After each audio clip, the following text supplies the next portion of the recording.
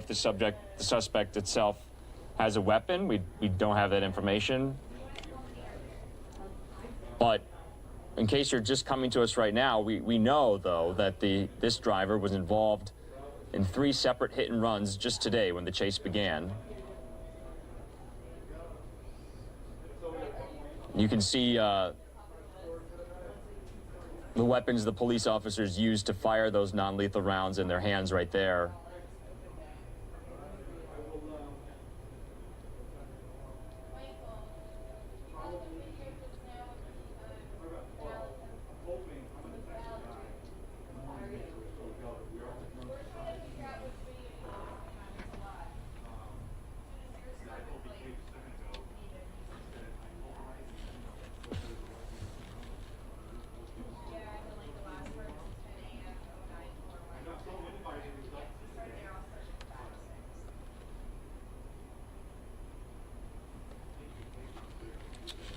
At the moment, we are going to switch over now to our sister station in Los Angeles, Fox 11, and their broadcast. They are following this same incident right now. Let's listen into what they have to say.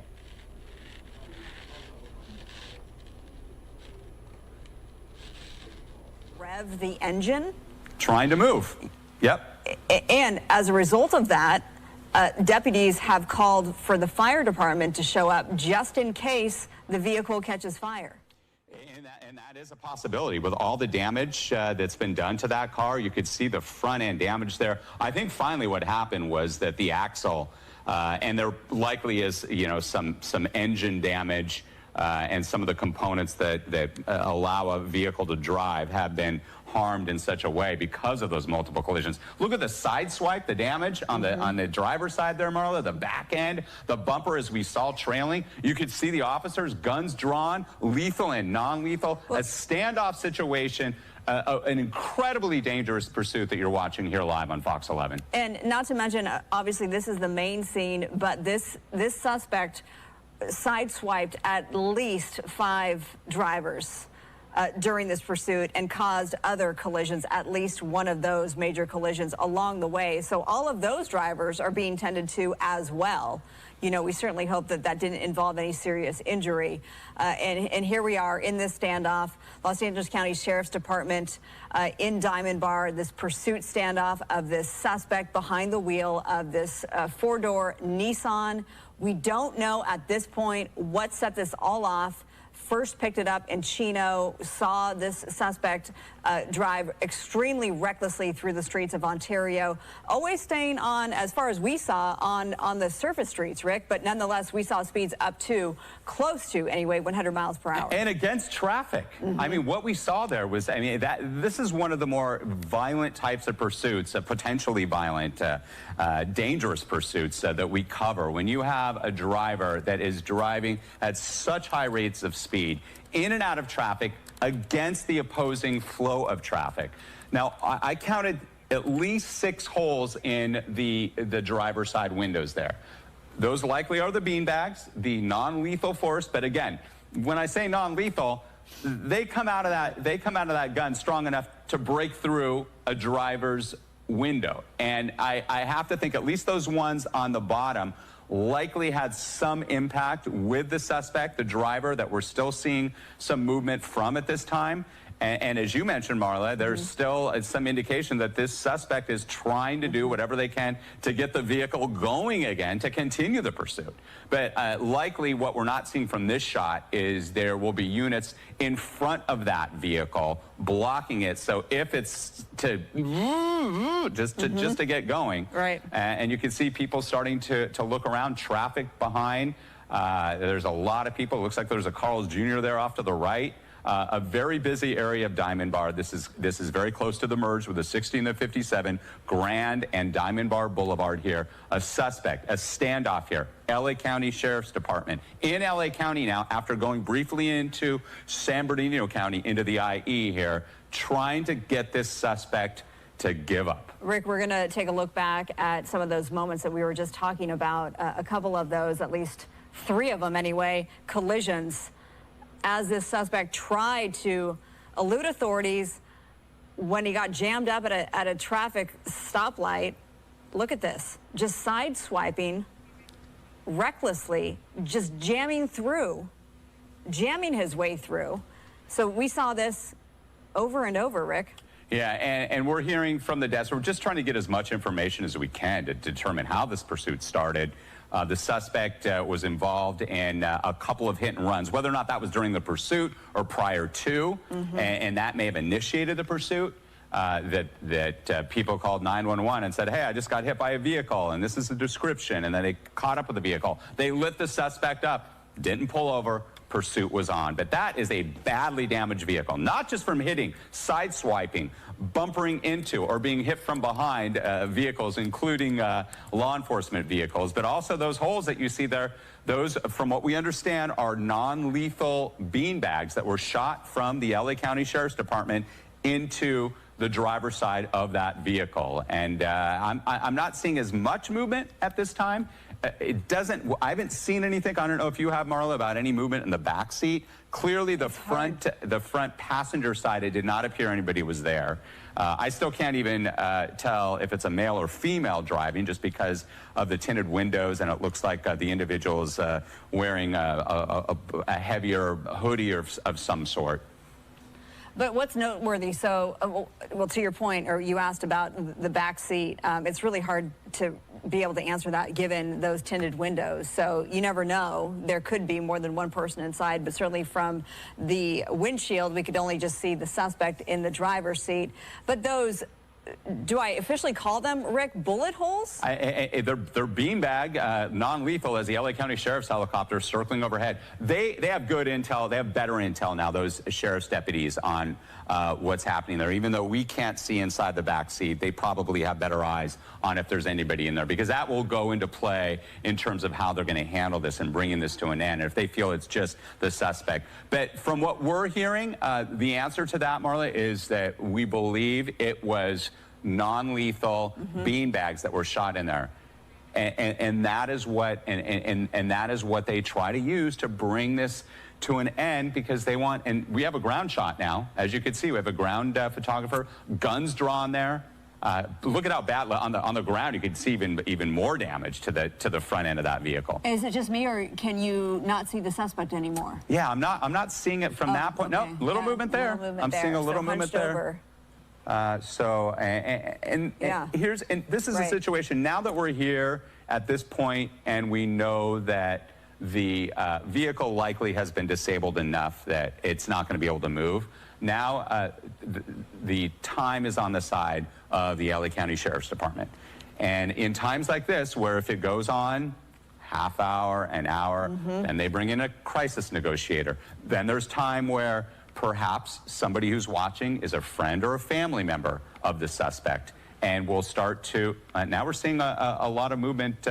I'm watching the Skyfox shot. I could see the movement too on the ground shot there, but now we're seeing the suspect move around, where somebody will reach out to the Sheriff's Department and say, hey, here's what you're dealing with.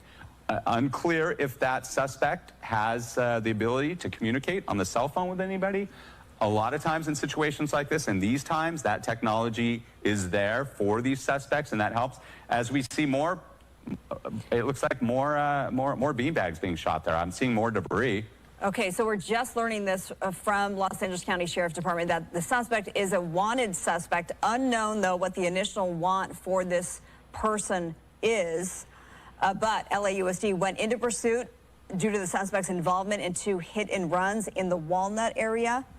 And the driver, of course, as we know and we brought to you on the air, has been driving incredibly erratically and involved in multiple traffic collisions throughout this pursuit. That stopped probably about 15 minutes ago at the top of the hour. Maybe it was about 4 o'clock when the suspect came to a crashing halt at an intersection here right near the 60 in the Diamond Bar area.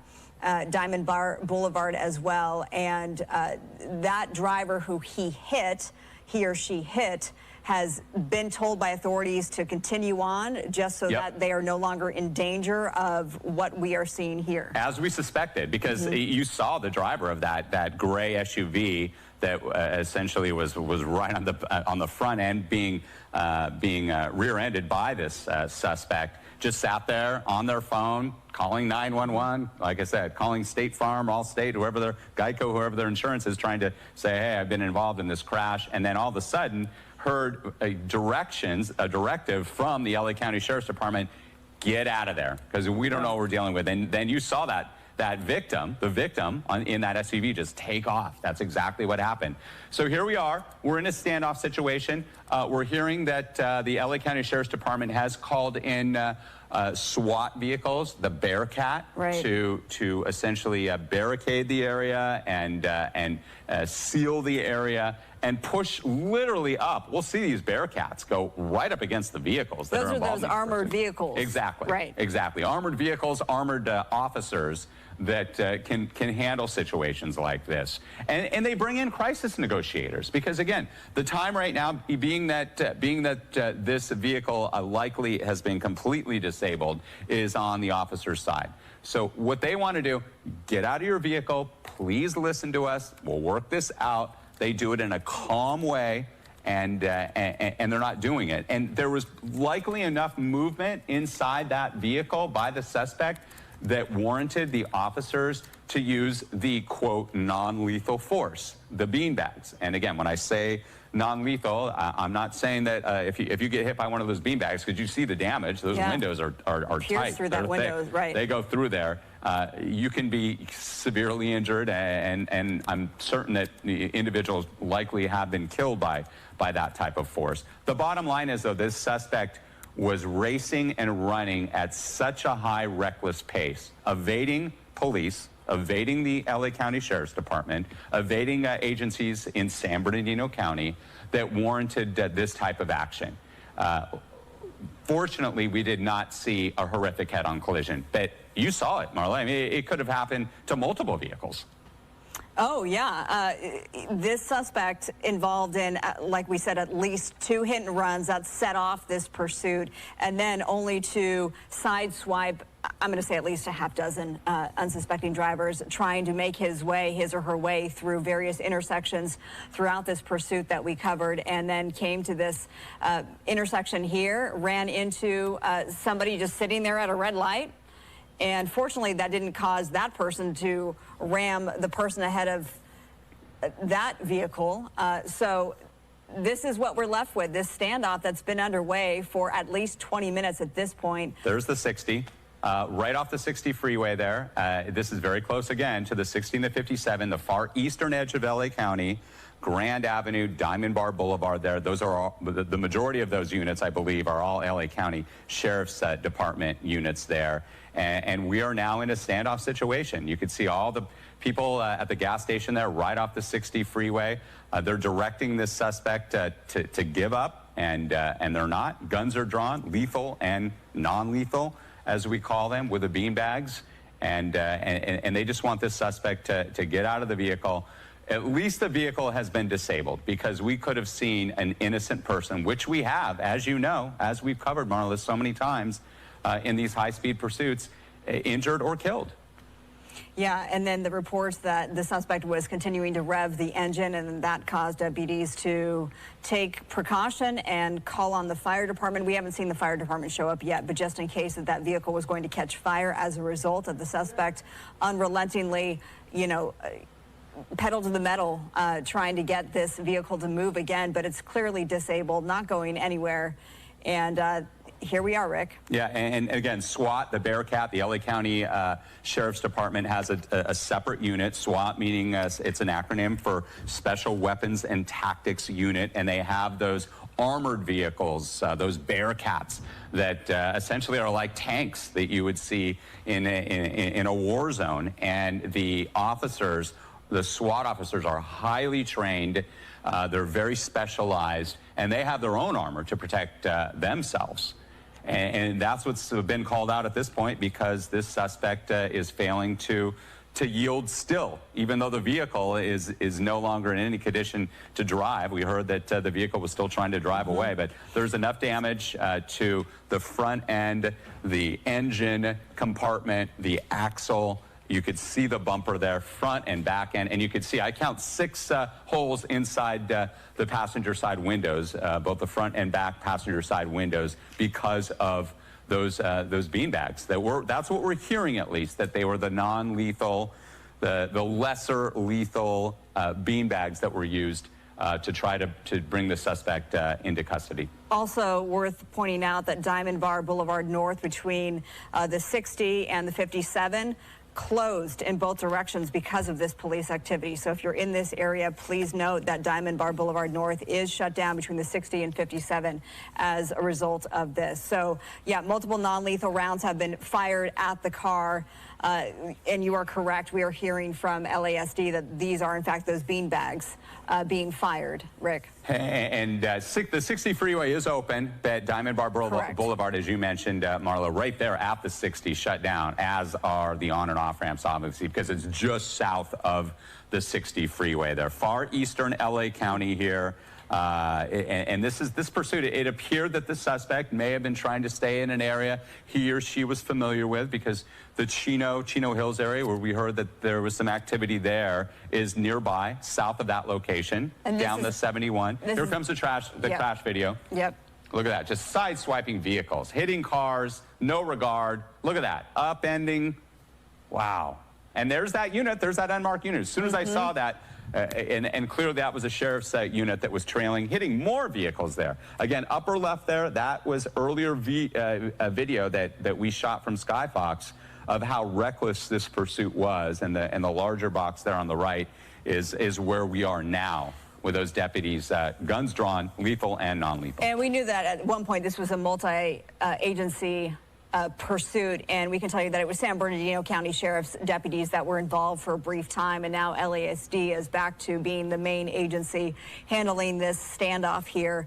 The fire department just said to be on standby at this point, so, you know, just in case the suspect continues to rev that engine, and I would hate for that vehicle to catch fire, but that's why the fire department is on standby. And they do believe, Rick, that this suspect is the sole occupant. Okay. And clearly, when we're looking now at those holes in the driver's side window, I'm pretty certain they would not have shot towards the back if that was the case. So that's good news that there's nobody in there, because you never know if there's somebody in there against their will. That you could see clearly tinted windows there, a lot of damage to the driver's side window. And the bottom line, when you see situations like this, the deputies from the Los Angeles County Sheriff's Department, deputies in the Inland Empire, that San Bernardino County was involved as well. They tried to pull this individual over for whatever the want was. You could see the license there. We'll likely run it. Vehicle belongs to, if it was a stolen vehicle, right at the 60 freeway, right there at Diamond Bar Boulevard, and the suspect still is not giving up. And Rick, we do have some new vital information. Our Bill Malusian, who has a significant contacts, of course, with LASD, says that the initial want was, in fact, a hit and run right in front of the Walnut Station, number one. Then the suspect hit a LASD vehicle down the road. Fortunately, the deputy said to be okay. So they have been able to stop with the less than lethal, and they're stopping those beanbags rounds at this point, and they're waiting for the SWAT to arrive. The Bearcat. The armored vehicle there. And so clearly driving recklessly, very recklessly, hit and run prior to starting the pursuit, and then continuing that trend during the pursuit, hitting a number of vehicles, multiple people hurt. I should say. It didn't appear that there were any real solid collisions that may cause serious injuries, but still, how frightening that is, where this vehicle was trying, NASCAR driving. It was just to see this vehicle trying to make its way, the suspect, through narrow lanes with a lot of vehicular traffic, a very busy time of day here in Southern California, an uptick in traffic. And we could have seen a more horrific situation, especially when this suspect was driving against traffic, 60 miles an hour plus at times, and could have head-on collided with another vehicle and killed somebody. Rick Dickert, you've done a great job with this standoff. We've been sitting here just watching this car with no movement really from that driver who's been sitting there with law enforcement surrounding him. We're waiting for action here for him to get out of that car. Yeah, Alex Michelson, Christine Devine now joining our coverage. Our thanks to Marla Tejas, who's done an excellent job all afternoon long on this. We'll hear from Marla in about a half hour from now, but we continue to watch this standoff underway in Diamond Bar. And Rick, that new information that Marla just reported from our Bill Malusian, the fact that if this driver did indeed hit a sheriff's department vehicle, gives you a sense of why they were so aggressive in trying to stop this person. Exactly. Obviously, when that's an officer-involved incident, and what started that, was it random that this individual was distraught and just came upon that sheriff's unit and hit it because it was in the vicinity? We don't know that at this time. As I had mentioned earlier, we've seen a tremendous uptick in the last year of these types of situations, of pursuits, of people who are being pursued, who are struggling. And we don't know the mindset. Obviously, the mindset of anybody who's driving like that is not in a good place. But there's mental illness involved, and we found that out with the suspect who carried on with one of the longest pursuits that we've ever covered here in Southern California. I know for me, that 6-hour pursuit, you remember, that went into the early morning hours. And we found out that individual was suffering from some very serious mental illness. And well, it's hard to see the movement inside that vehicle, but you can see from time to time as we get ability to zoom in just a little bit. It's very blurry, but you zoom in and you can see the person moving just a little bit inside that car. We're coming up on what would normally be a busy rush hour. We know with coronavirus pandemic, so many are working from home. But then again, we are seeing an uptick in traffic, it seems, during rush hour right now. And this is in Diamond Bar. So in case anyone's just joining us, this is what's happening here. Law enforcement there. And you see that vehicle there that is unmarked, that silver vehicle there by law enforcement. That is an unmarked law enforcement vehicle.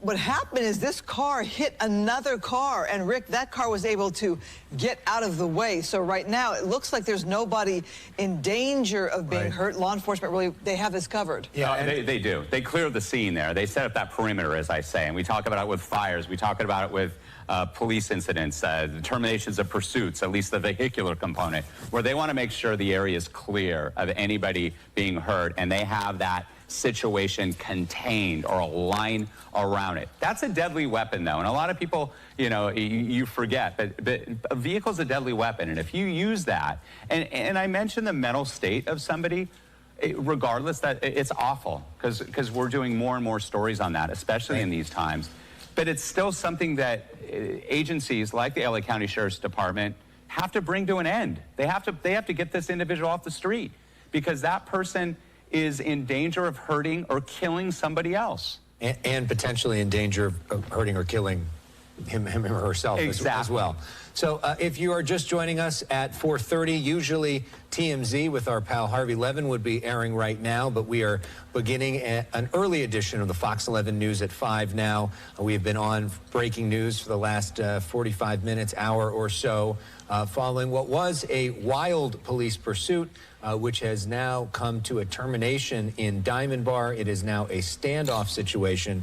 We understand from our sources in the sheriff's department that there is actually a hold now. We had seen for a while some of these less than lethal beanbags being shot at the windows, which is why some of the windows have holes in them.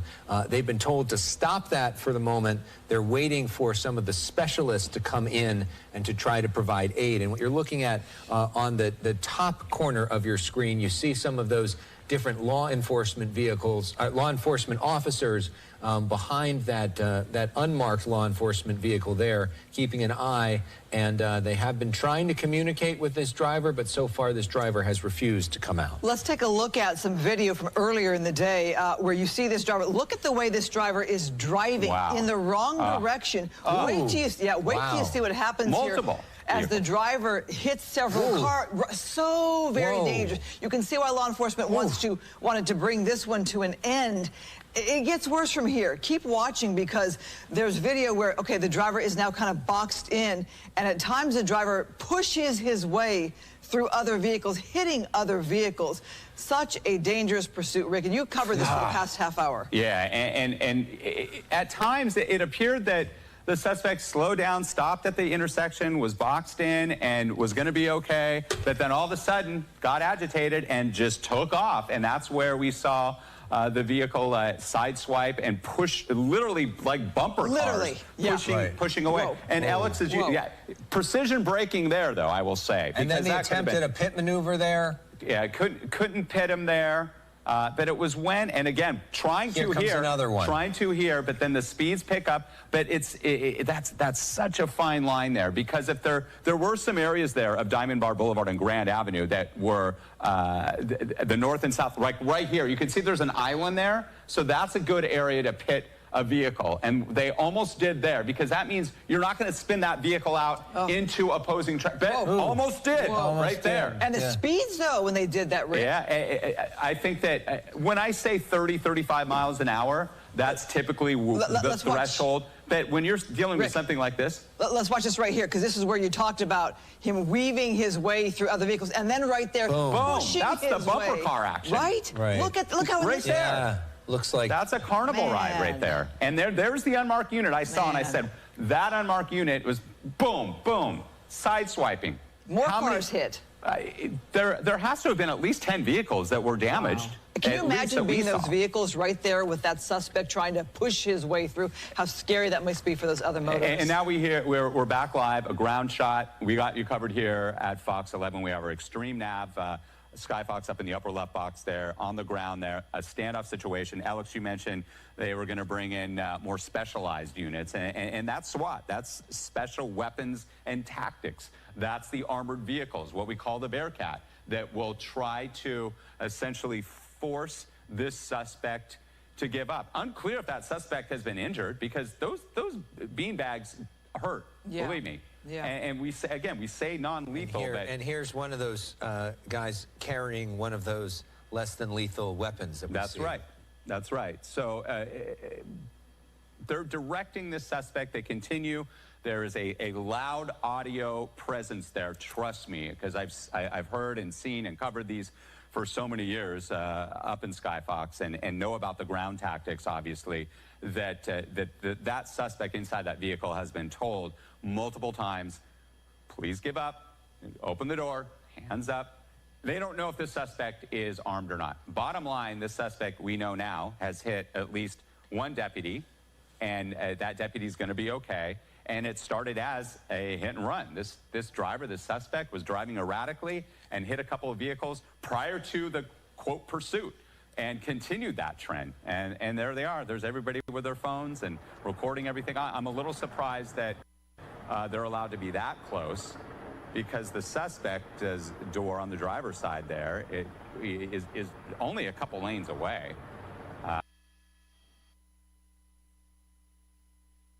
And they've tried to find out as much as they can about this suspect. They may be in contact with family or friends and know a little bit more about what they're dealing with. And once they get that information, the tactics change somewhat. No, he's not.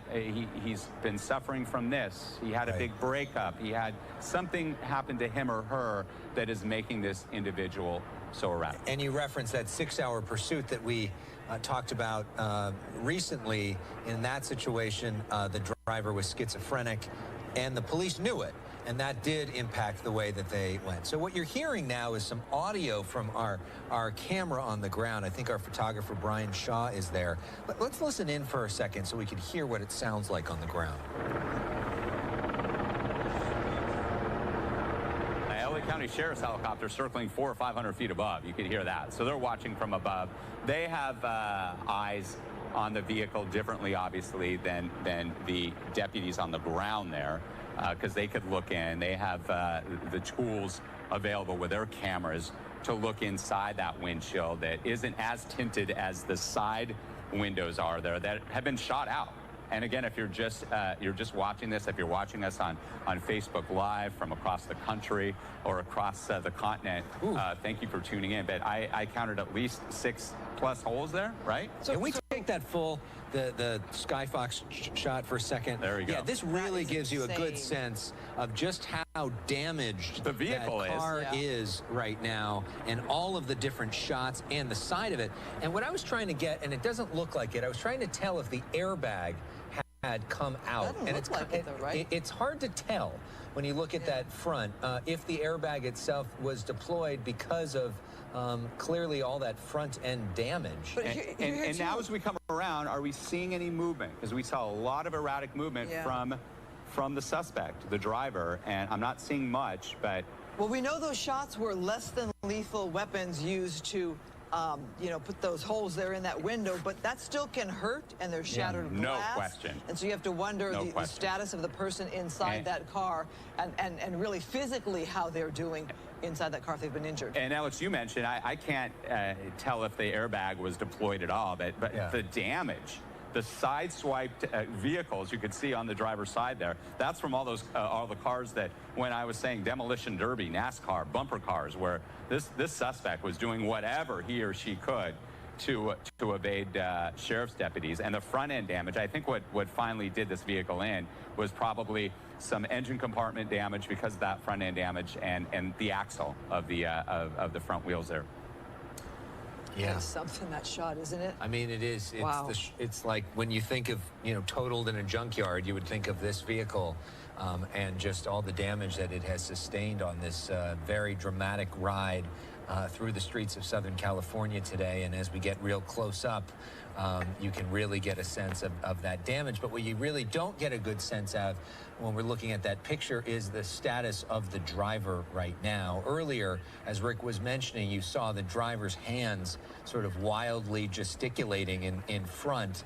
The driver clearly agitated. Now we see it looks like almost no Very little movement from that driver. That's And right. you do have to wonder about the physical health, in addition to the mental health, but the physical health of that driver who's now been sitting there and all of those different shots in that driver's vicinity. And paramedics, Alex, Christine, will be called out, and there's going to come a point where, and I've seen this, I've seen suspects who have shot and killed law enforcement, and I clearly remember incidents, and then seeing paramedics trying to revive Right.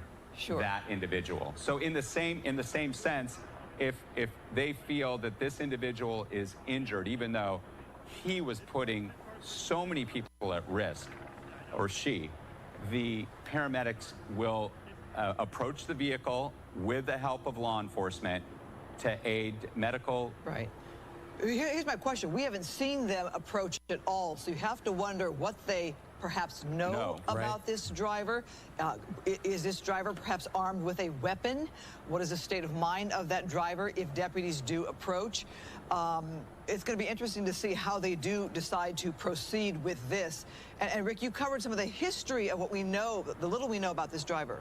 And because of the fact, it's not that every pursuit that comes to an end like this, that we see sheriff's deputies or the LAPD or any other municipality just open up with their beanbags. Like that's a bit rare. That was such a dangerous pursuit, though. So it was. That's the situation. And being that they felt that that driver was going to still, despite all the damage, revving the engine, as we heard, continue on, they're like, no, we have to end this, especially possibly getting on the 60. That's the on-ramp to Diamond Bar Boulevard on the 60. And, you know, according to our Bill Malushin's reporting, this driver hit a deputy. That's right. So they feel whenever I mean, word of advice for anybody in these situations, one way to really, really make law enforcement angry is to attack somebody in law enforcement. One of their other deputies. That everything kind of goes out the window Or at that officers. point.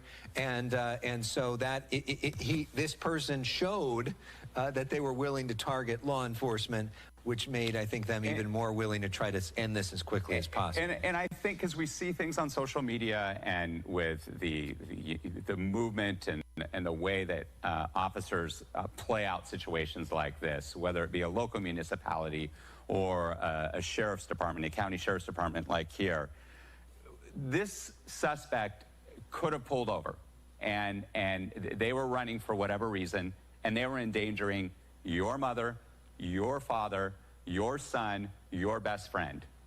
and they could have killed those individuals. Yeah. Well, you know, and you have to, and that's where I know there's been this push and pull against law enforcement and deputies, and sure, we've seen some horrific things, and we have to cover these things now in such a way that we're looking at what happened here and what needs to be done on a tactical level to bring it to an end. And just last week, we covered the story of a pursuit that ended with an innocent driver getting killed.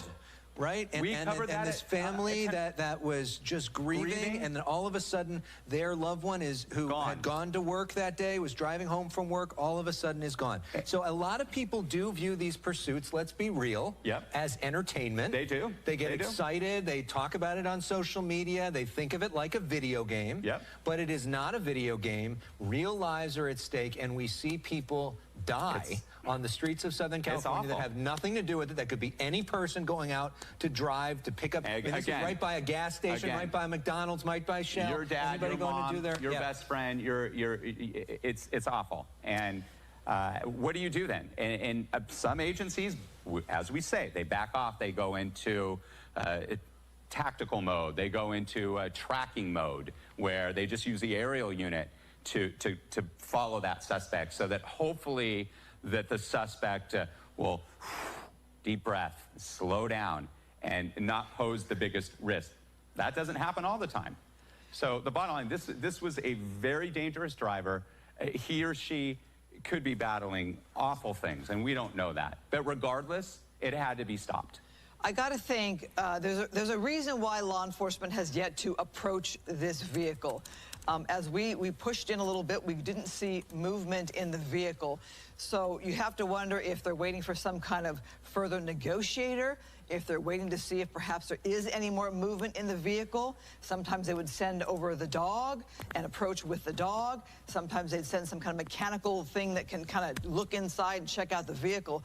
But right now, you can see law enforcement, they are willing to keep this here at a standoff situation in Diamond Bar and not approach this vehicle. Now, we saw in that earlier video how desperately this suspect was willing to maneuver his way to get away from law enforcement, ramming into other vehicles, almost to the point of lifting up his own vehicle to kind of wedge his way through vehicles that were stopped at a light. So Fox 11 News here. This is our early edition of the Fox 11 News at 5 o'clock. I'm Christine Devine here with Alex Michelson. We've got Rick Dickert, who's just the veteran expert in Sky Fox, bringing us perspective as well. That tighter shot there, hard to really see inside the vehicle, but there's not movement of a driver, you know, making motions there. So wondering what law enforcement has as to information as to what the status of the driver is. Right, and meanwhile, this standoff continues. We see a whole lot of law enforcement around. This is, by the way, by the Diamond Bar entrance to the 60, the northbound 60 to the 57 right now closed because of all of this and the proximity to all of this. As we've seen, this is near McDonald's, a Carl's Jr., a Shell gas station, all in the area, all now with a lot of people standing by with their cell phones trying to watch what happens here. This is really a wild pursuit, and hopefully we can get some of that video of the pursuit queued up again, and we can watch, if you're just joining us, get a sense of how wild this pursuit really was. A driver who was very reckless in driving on the wrong side of the road. Here's some of that video. You get a sense of the driver driving on the wrong side of the road, nearly missing a big rig there, nearly missing so many vehicles. But a lot of times we talk about near misses, and unfortunately, Christine, during this, we also had some drivers who were hit during the course of this. Alex, we've covered so many pursuits. I haven't seen one like this in a very long time, where you have a driver. This we've seen.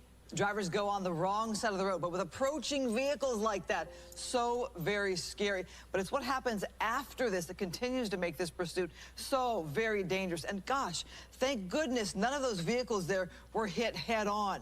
Can you imagine? That driver was not going at a slow rate of speed either. And then the pursuit picks up even more with speed. Right, and we're looking at some of that footage right now. You see the driver going very quickly. Boom, stops on a dime. hits it there. And here we see an attempt at a pit maneuver, barely makes contact there, but it doesn't work. The driver continues on. The law enforcement tries another pit. We see the driver continuing on through the streets here, driving 40, 50 miles an hour, which is kind of fast to try a pit maneuver, but because this was such a dramatic and scary situation, they tried it anyways. Here we see the pit maneuver attempt.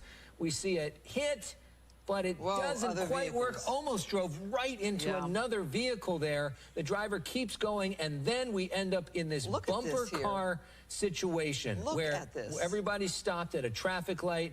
The driver so focused on moving on, hits into a car here. That doesn't stop the driver. Now trying to go through two cars. Car lifted up. Wow, and then keeps on going. Plainclothes officer there.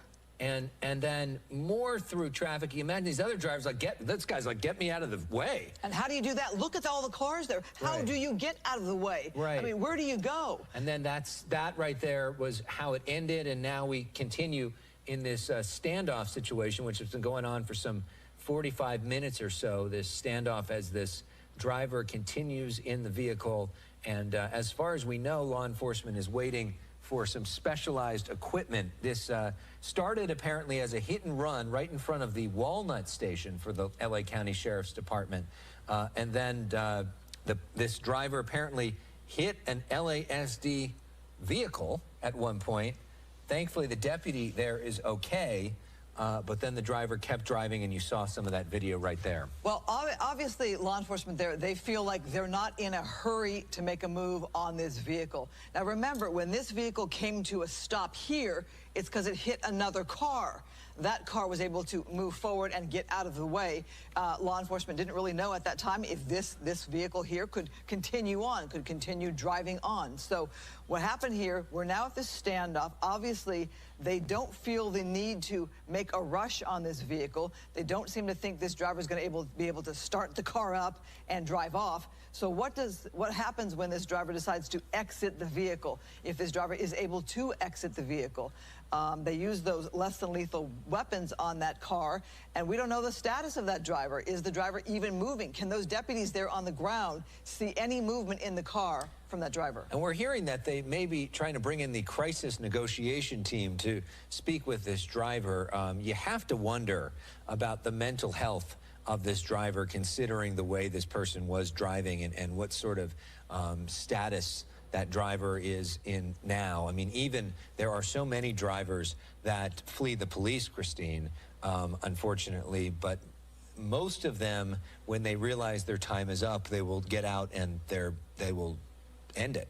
I mean, very few of them end up in these sorts of situations, and it makes you wonder what's going on within the mind of this driver, and maybe those crisis negotiation specialists who spend their lives training for these sorts of situations may be able to help. Well, we've covered many of pursuits that end in very long standoffs. So if it's a suspect who perhaps was wanted or perhaps has some kind of lengthy criminal record, they're extending their stay, not in jail. So as we watch this, I'm thinking, I had a conversation just today with some retired LAPD officers who were talking about mental health and how much more they're focusing on handling mental health situations and crises in a different kind of way, in a way where, you know, there is training that handles somebody who's going through some kind of mental condition, which we don't know what the status is here. We don't know. But also, we got to keep in mind, all those deputies want to go home to their families tonight. So we don't know, does this person have some kind of weapon? Is the person conscious in the car? When they get out of the car, how are they going to react? Are they going to fight? So right now, it seems to be that deputies feel like they have time on their side to wait this out and handle this the best way possible. And we've spoken as well with an organization we both have worked with, the D.D. Hirsch Mental Health Foundation, which is actively working with law enforcement in trying to have people that are specialists in mental health be a part of calls, be a part of some of these conversations. You know, so much, I think, is made about this concept of defunding the police, which there are folks, including Black Lives Matter LA advocates, who say that is the phrase, we want to defund the police, we want to abolish the police. But there are also a whole lot of other people in the middle probably the majority of people in the middle, who say, look, we need to do some police reform. And part of police reform is working with some of these other agencies on mental health issues, on getting people more training, on getting more specialists involved, not defunding the police, but actually adding funding to some of these other agencies. And that is some of what we are talking about here, and that is what some of those agencies say has really been successful. Well, we've seen often, Alex, in some barricade situations, like, not barricade, but situations like this, where you have those law enforcement, standoff, those law enforcement vehicles that can get up and close, those heavily armored vehicles, the Bearcats, that can move forward and look into the vehicle, get a better view inside the vehicle to see what's going on with that driver. And the driver has been identified as a male. Okay. So perhaps they're waiting for that Bearcat to make its way there. Sometimes it takes a minute to get there. And there's no need for these perhaps less protected officers to approach the vehicle. So this could be very well what's happening, where you might have one of those Bearcat vehicles pull up right up to the car, even block it in so it can't move forward or move backward to hit those officers, and get a better view as to what's happening there. Yeah, because as you pointed out, law enforcement, they got all the time in the world. You know, they can bring in reinforcements. They got a lot of people out there, and sometimes the safest strategy is just to wait it out, because this suspect, you know, they can only be in there so long, and you got to imagine it cannot be all that comfortable to be in a vehicle that probably has a lot of broken glass around, and cannot be in great shape. Maybe is making some noises because of all the different damage to the engine there. And so you would think that the person would want to get out of that vehicle, but you also wonder about their mental state right now as we bring Rick Dickert back into the conversation. And crisis negotiators as well. They could be called out. Again, hopefully there's been some contact between the suspect and anybody that they're connected with, friends or family. Law enforcement have been in touch with them so that they know what they're dealing with here, but clearly a standoff situation. Again, this is Diamond Bar Boulevard, just to the south of the 60 freeway. Avoid that area. Diamond Bar Boulevard completely shut down, as are the on and off ramps from the 60 freeway. The 60 freeway is not being impacted at this time. All of those LA County Sheriff's deputies, guns drawn, lethal and non-lethal. You see the police tape. And what you're seeing now, too, which we weren't seeing earlier, it looks like they have cleared away some of the onlookers that were there as another unit rolls up here. As we await the SWAT unit and that Bearcat, that barricaded vehicle, LA County Sheriff's helicopter still circling overhead, watching this from above at this time. Several vehicles hit. We didn't see any horrific collisions, but we certainly could have, especially when that vehicle was traveling. That suspect, and we believe it's just the one suspect inside this vehicle that was being pursued because of hit and runs, because of erratic driving. And one of the hit and runs involved an LA County Sheriff's unit, the Walnut Station, not far from this location. And the suspect did stay, Alex and Christine, in this general vicinity. Rick, you said what if. I mean, the what ifs are abundant here. This driver could have continued on driving if the vehicle was able to still go. The driver could have gotten out of the vehicle and make a run for it where there are people around there, the restaurants that are right there on that street. Also, when it hit those vehicles, was boxed in on the streets where other vehicles were right there. That driver could have gotten out of this car and tried to, you know, carjack somebody else. So the what ifs on this one were really abundant. A lot. And you just look at the condition of that vehicle. That's because that suspect sideswiped, rear-ended, was hit from behind from an LA County Sheriff's unit in trying to stop this pursuit because it was so dangerous. And they took on that tactic of trying to get this suspect to give up, and the suspect wouldn't, and we believe that's when there was those bean bags that were shot at the suspect to try to just bring this to an end, because even though the vehicle's in the condition it is with all that front end damage, obviously are likely some engine compartment damage, some of the important fluids that push a vehicle to move. The axle was likely damaged. They didn't want that vehicle to go any farther because there were a lot of what ifs, as you said, Christine, but thankfully from what we saw, there wasn't that horrific head-on crash where that vehicle was going 50, 60 miles an hour against opposing traffic and almost hit a vehicle in the other direction. Let's look here. You see the Sheriff's Department vehicle move forward there.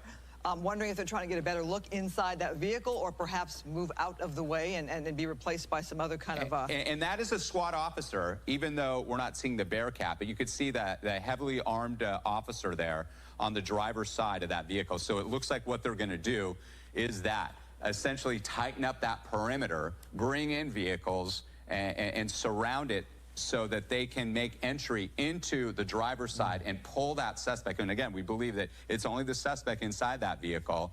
Pull that suspect out and bring this to an end. Diamond Bar Boulevard there, completely shut down, north and southbound sides, south of the 60 freeway. 60 freeway is open. On and off ramps there are blocked. Stay away from the area. The crime tape, the yellow tape there, the perimeter has been set up. They're pushing people away the best they can. You don't want to be in any crossfire because we don't know if that suspect has a weapon. But look at the people there on the street. I think law enforcement would be thinking, please just go home, go away. But you would know how dangerous a situation it is. And at the same time, Christine, we've seen situations where there are crowds that gather, that get agitated. And they have to deal with that as well because they don't particularly agree with the tactics that they're seeing here. And some of them, in some situations, we've seen that people who even know the suspect will come on scene, obviously, and they're emotional because it's their brother, it's their father, it's their son who's involved in the incident, and they have to deal with that as well. So the LA County Sheriff's deputies are doing the best they can to get that suspect out of there, to yield medical aid if is needed. And I would, just looking at the windows and those bean bags that that penetrated through the driver's side there on both the front and back windows there, probably was impacted somewhat. Yeah. Well, we're looking here now, go closer to the suspect vehicle.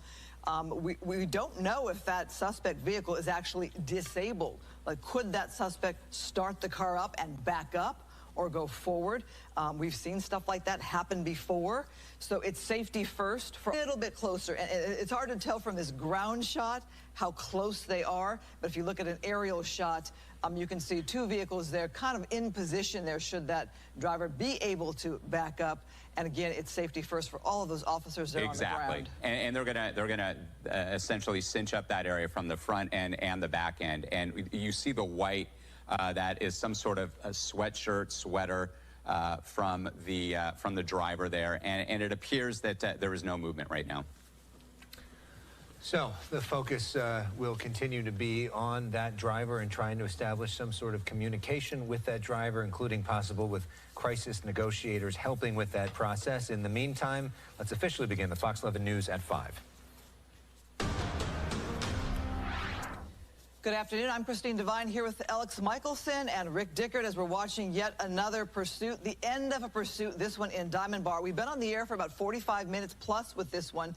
And what you have here is a standoff in Diamond Bar. Both directions of Diamond Bar Boulevard, south of the 60, have been blocked off for some time now as we just really, Alex, are waiting to see what happens with this suspect. For people that are just joining us for the news, let's give you a sense of what we have all witnessed together and show you some of that video.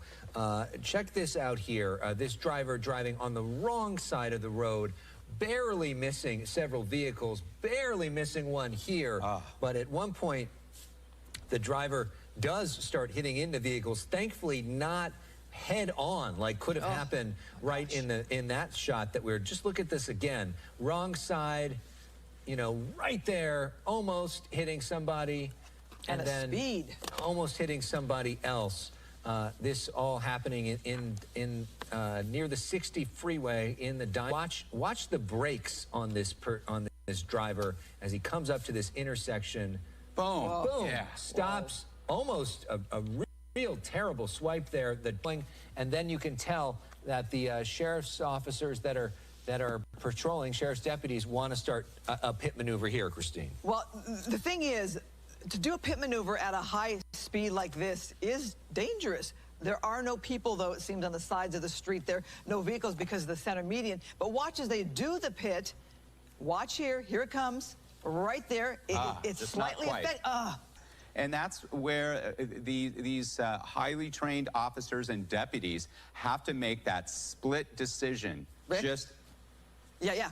And walk us through what happened here. Right here. And again, this is the bumper car scenario. This is the NASCAR scenario where he's just trying to bump and push and sideswipe and there's that unmarked car. That was the unmarked car, and this is where it almost came to an end. That all of those vehicles, possibly 10 to 12 vehicles that were impacted, and that's that SUV, that gray, smaller size SUV, was sitting there, and I saw the driver get on his or her cell phone and, calling 911, what have you, unbeknownst to them, that this was a dangerous pursuit that came to an end by him being rear-ended. You got to wonder now how many people went home today with damage to their car because of this pursuit, where this driver, not once but twice, tried to plow his way through an intersection where cars were stopped at a light. Alex, we've covered a lot of pursuits. Haven't seen a lot like this lately. Not a lot quite like this, and not a lot of that bumper car scenario that Rick had been mentioning. So we're now at a standstill. This is near a Chevron and a Shell and a Carl's Jr.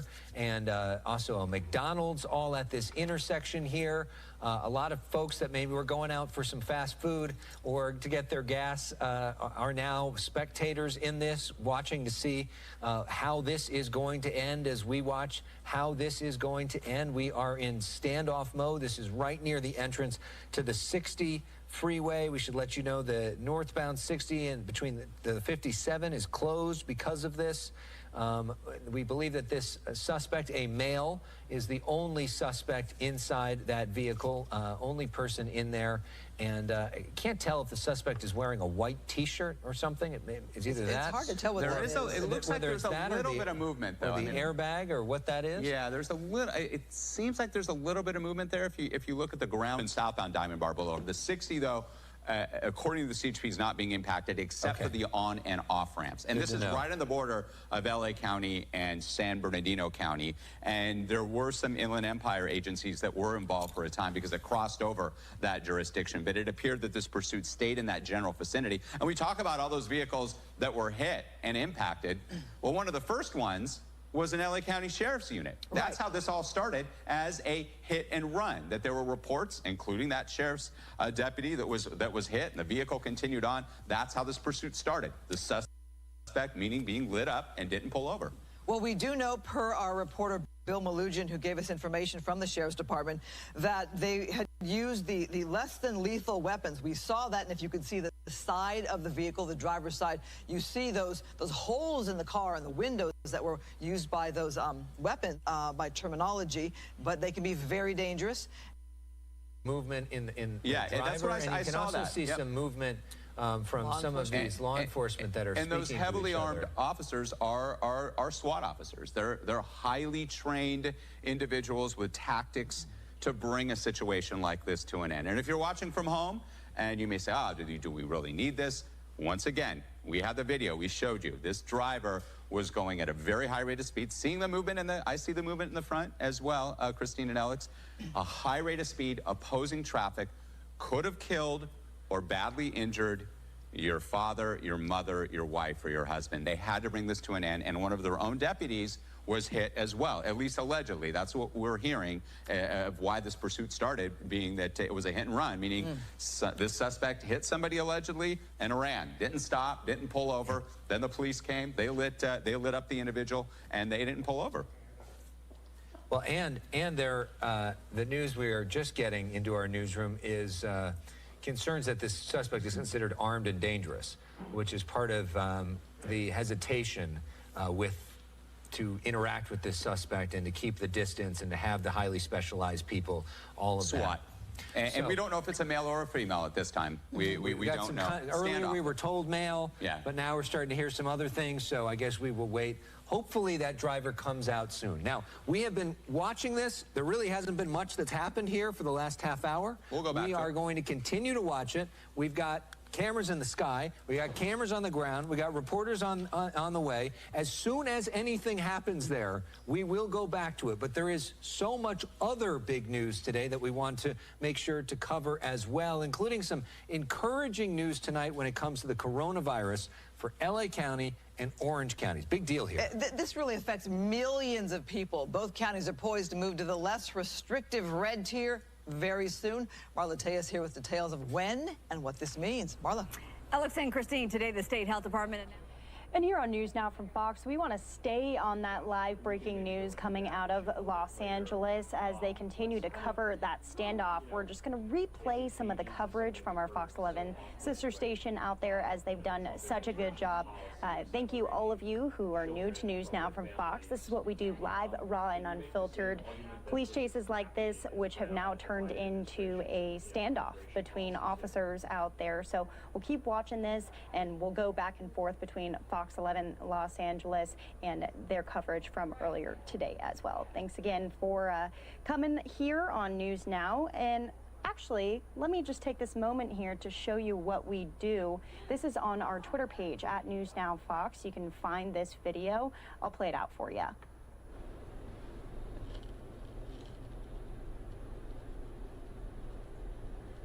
When I watch these, it always goes through my mind, you know, what is the driver thinking, how much they think they can get away with in something like this? And for the other drivers on the road, what are they thinking? Do they even know what's happening?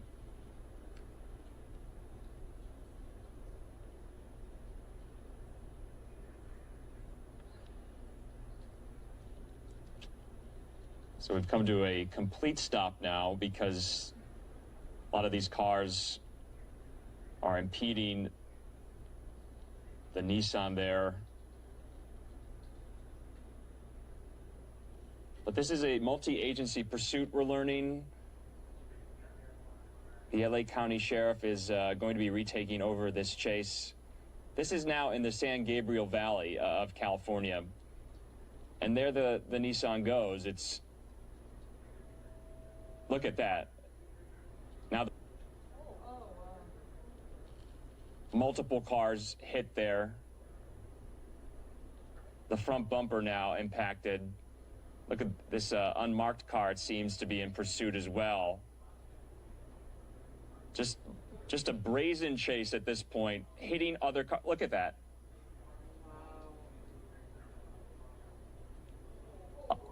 Upwards of several cars just waiting at red lights.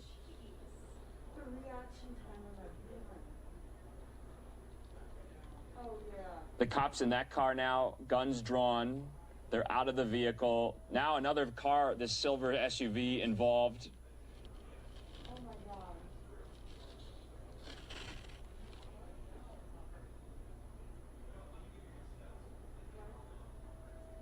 And now this poor driver is implicated in this chase. Didn't think this is where he would be on a Tuesday afternoon, almost 4 p.m. there in San Gabriel Valley, California. And now multiple police officers are out of their cars with guns drawn. This could be the end of this, and hopefully it will be in safe resolution, but this is one of the most dramatic chases that I have seen.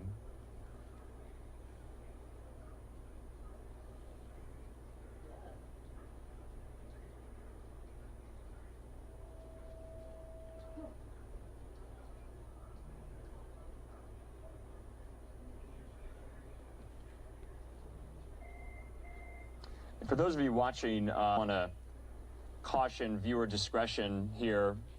Not sure if the driver has a weapon, and we lost the shot there, and it's back.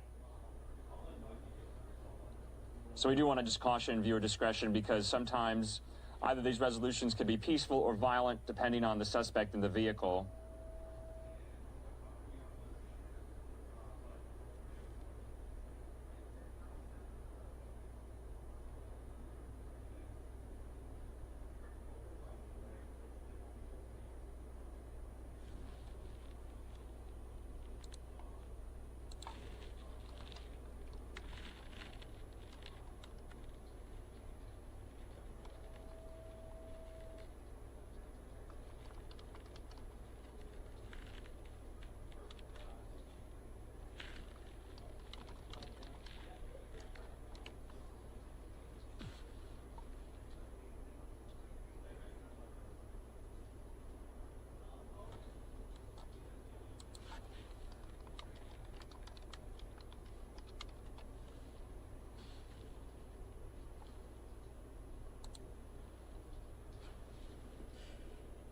And you saw it here live on News Now. Remember, News Now is all of these live, raw, unfiltered feeds from around the country and around the world. Lots of them sometimes are car chases, and we bring them to you here in their entirety. But just want to caution viewer discretion, because you saw it here live. That car hit several vehicles who were just abiding by normal traffic laws, waiting for red lights to turn green.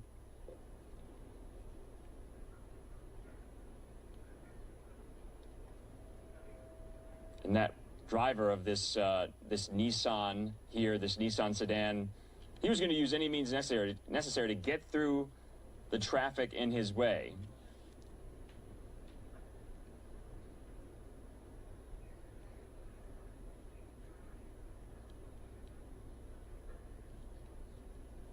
So now we kind of have a visual of the driver themselves. This is the first time we've really seen an outline of the driver, very, very tinted windows.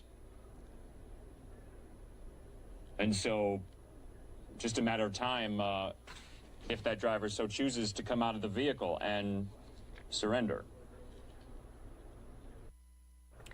Almost an hour later, and that driver still has not surrendered at this point in time.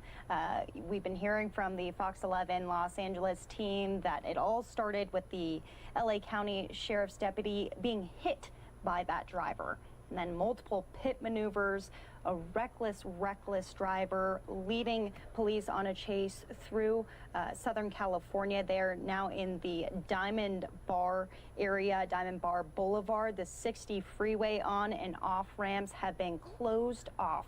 So we're going to take you through some of their coverage once again here on Fox 11 Los Angeles, here on News Now from Fox. We've got about 4,000 of you just watching on one of our platforms here. You can watch News Now from Fox on several platforms, live stream platforms, Roku, Vizio, all the above, and on YouTube as well. So we appreciate all of you being here with us. So we're going to go into some of the coverage from earlier today. Like we said, they show you some of the highlights from this now hours-long police chase that is still in a standoff situation with police. You can see from time to time as we get ability to zoom in just a little bit. It's very blurry, but you zoom in and you can see the person moving just a little bit inside that car. We're coming up on what would normally be a busy rush hour. We know with coronavirus pandemic, so many are working from home. But then again, we are seeing an uptick in traffic, it seems, during rush hour right now. And this is in Diamond Bar. So in case anyone's just joining us, this is what's happening here. Law enforcement there. And you see that vehicle there that is unmarked, that silver vehicle there by law enforcement. That is an unmarked law enforcement vehicle. What happened is this car hit another car, and Rick, that car was able to get out of the way. So right now, it looks like there's nobody in danger of being hurt. Law enforcement really, they have this covered. Yeah, they do. They cleared the scene there. They set up that perimeter, as I say, and we talk about it with fires. We talk about it with police incidents, terminations of pursuits, at least the vehicular component, where they want to make sure the area is clear of anybody being hurt, and they have that situation contained or a line around it. That's a deadly weapon, though, and a lot of people, you know, you forget, but a vehicle's a deadly weapon, and if you use that, and I mentioned the mental state of somebody, regardless, that it's awful, because we're doing more and more stories on that, especially in these times, but it's still something that agencies like the LA County Sheriff's Department have to bring to an end. They have to get this individual off the street, because that person is in danger of hurting or killing somebody else. And potentially in danger of hurting or killing him or herself as well. So if you are just joining us at 4:30, usually TMZ with our pal Harvey Levin would be airing right now, but we are beginning an early edition of the Fox 11 News at 5 now. We have been on breaking news for the last 45 minutes, hour or so, following what was a wild police pursuit which has now come to a termination in Diamond Bar. It is now a standoff situation. We understand from our sources in the sheriff's department that there is actually a hold now. We had seen for a while some of these less than lethal beanbags being shot at the windows, which is why some of the windows have holes in them. They've been told to stop that for the moment. They're waiting for some of the specialists to come in and to try to provide. And let's go out and take this shot live from Fox 11 Los Angeles. This driver is maybe communicating with somebody on a cell phone, or it looks like they're, I don't know, Rifling through some stuff or agitated in some way? Yeah. I mean, this driver was almost invisible and almost non-responsive, it seemed like, for about a half an hour. And now, all of this sudden, this driver is very active and seems very agitated as we pull back and we see all of that law enforcement is there, is ready, and continues to communicate with this person to get out of that vehicle. Well, we have not seen any movement by law enforcement there. This standoff's been going on for some time here, so we're going to do this. We're going to take a quick break, keep a watch on this here, and come back to you and bring you this information on this standoff here in Diamond Bar on Diamond Bar Boulevard. And as they go to break, we're going to stay on our coverage here on News Now from Fox, because we want to bring you these pictures just to give you an idea of what I have here on the screen. On the side two boxes right there, those are live shots from Diamond Bar, exactly where this police standoff is right now, coming via our Fox 11 sister station, who has been covering this outstandingly for the past few hours here. You can still see a high police presence in that bottom right-hand box. The aerials giving us a good idea of the weapons that are drawn right now. There's been non-lethal shots that have been fired by deputies there on the scene. There's Bearcats that are scattered throughout. But again, just very tense situation there, as they don't know if the driver inside of maroon Nissan there is armed. He or she, that hasn't been confirmed yet, has pretty much just been inside of that car there, restless, quite frankly, moving around a little bit, but no signs of coming out and surrendering. But despite them being inside of their car, it is still obvious that police officers are loud enough. They have been giving these orders to come out of the car with the hands up, but nothing yet here. We want to stay on this story as we've been following it for hours now. In that left-hand box, though, that's the coverage from our Fox 11 Los Angeles team. They're kind of skipping around on the top stories of the day out there in California, which is understandable, but we want to stay on this news until it finishes up in the Diamond Bar area in California. And again, we've learned that the on and off ramp of the 60 freeway has been shut down. Several vehicles have been involved in the reckless driving of this person in this Nissan here. I think I heard 6 cars were sideswiped as the driver barreled through, trying to escape the police that were following him or her.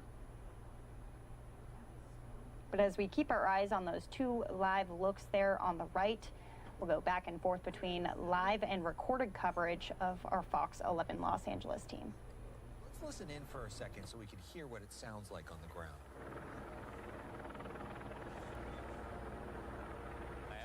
Sheriff's helicopter circling forward. Breaking news, this is in Diamond Bar. There is a standoff that has been underway for well over an hour now on the street there. We see this suspect in the vehicle in a white hoodie who's been rifling through some stuff. There's some concerns that this suspect may be armed and dangerous. This is a live shot from the ground from our photographer, Brian Shaw. You can see that that driver continues to be active in the front of this vehicle, moving around that vehicle.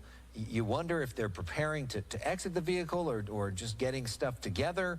Not really making sense what this driver is trying to do, but this driver, Christine, is a lot more active than he or she was just about 20 minutes ago or so. This is the end of a hit-and-run pursuit.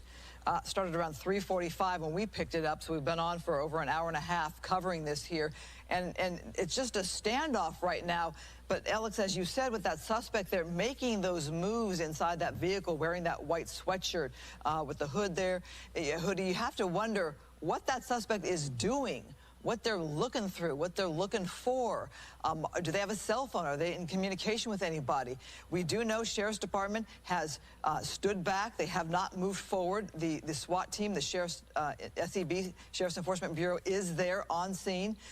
Will they move forward? We don't know if this driver, this suspect, has a weapon there, but obviously they have not felt comfortable enough moving forward to get this driver out of the vehicle and end this. So anybody driving in this rush hour traffic here in Diamond Bar, they're not getting through this intersection or this area. That's for sure. And the on-ramp to the 60 freeway, which is very, very close to where we are, that is shut down right now as well. A crime scene around that area, nearby a McDonald's, Carl's Jr., Shell station, Chevron station, all now being impacted by this as well, as they're just sort of waiting out this driver. It'll be interesting to see what information we get on that driver and why they led the Sheriff's Department here on this pursuit. It started with that hit and run near the Sheriff's Department Walnut Station. And the driver driving so erratically and so dangerously on the wrong side of the road, hitting several cars. A lot of damage done in this pursuit here. Look at the car itself.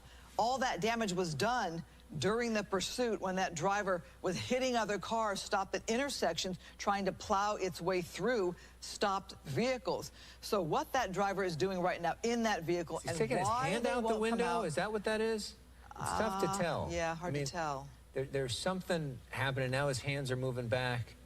Maybe it's not that. I mean, it also was a very windy evening out there as well. That may be impacted, but what's so interesting, Alex, is there was no movement, as you said, non-responsive. Didn't know if that suspect was injured or hurt or not well or on drugs or what. And now you see all this movement there. You have to wonder what that driver is doing. And if this person's like a hoarder, how much stuff do they have in this vehicle? Because they're like, they're rifling through quite a bit of stuff, it looks like, in the front and the back and everything else in this this vehicle as well. So, I mean, man, clearly there's something going on with the mental state of this driver, whether it is drugs, whether it is some sort of mental illness or not, because nothing about the way that this person has behaved in the last hour and a half is sort of the normal way that one would behave in this situation. And that is another reason that it seems like law enforcement is keeping its distance and trying to protect its deputies that are out there. So we are going to continue to follow this. You see all the people standing by, watching this, waiting to see how this ends. And as soon as anything happens, we will take you back to this live. We'll try to have the shot to show it to you as well. But in the meantime, there is other news today, including this about Vanessa Bryant. And by the way, we will keep this shot. So you see on one corner of your screen, that's the live picture of what's happening there in Diamond Bar. So as second that something happens, we'll take that picture full. But we do want to, on this side of the screen, bring you some other news tonight, including this, Vanessa Bryant's lawsuit against LA County, now picking up steam this week. The Lakers star widow getting help from a federal judge. He ruled that Mrs. Bryant can obtain the names of 4 LA County deputies who allegedly shared graphic photos of the grisly accident scene, the crash scene. Laura Diaz live in downtown LA with what the ruling means. Laura? Well, this means that the names and details of an internal investigation could actually be added to Mrs. Bryant's lawsuit. County lawyers had fought hard to keep the names of those deputies under seal. For a judge to say that not only can it be released to the lawyers in the case, but that it can be released to the public is huge. To follow the case against the 4 first responders accused of sharing highly sensitive pictures of a crash scene, we must first go back to that tragic day, January 26, 2020. That was the day Lakers star Kobe Bryant, his daughter, and 7 others on their way to a basketball tournament crashed into a hillside in Calabasas. The images were seen around the world. Vanessa Bryant alleges that 4 LA County Sheriff's deputies at the crash scene shared explicit photos of the grisly accident, causing her and her family great emotional distress. TMZ has been covering the story from the very first moment. To then find out that they had taken these grisly photos of her family members in their most vulnerable positions, and then so cavalierly sharing them, I think that really has done an unspeakable amount of damage to Vanessa. And right, I do believe that she is making a point here. Legal watchers said the federal judge's ruling is quite telling because usually law enforcement unions are successful in keeping officers' names private. Their names are released. I think that this is a very tragic situation where all of Los Angeles especially, but I think people all over the world they feel a sense of betrayal by these officers, and they're personally hurt by the fact that somebody would do this to the Bryant family. But as for the actual impact on the lawsuit, at the end of the day, this is a civil lawsuit, and she is seeking damages. Now, damages generally, you're going to get more money from the county, not necessarily from 4 individuals. because of the inherent danger in officers' work, usually their identities are kept private. As for the county, they can appeal. Laura Diaz reporting live from downtown Los Angeles. Now back to the studio. All right, Laura, thank you. Speaking of the Sheriff's Department, we are watching it right now in Diamond Bar. This is the long end to a pursuit. We've been here following this pursuit since 3:45. The standoff here is blocking the road of Diamond Bar Boulevard, north and south of the 60 freeway, with that on-ramp to the freeway blocked off there. We're going to try to sneak in a commercial break. If anything happens during the commercial break, we will come back early. In the meantime, though, here a message from our sponsors. We'll be right back.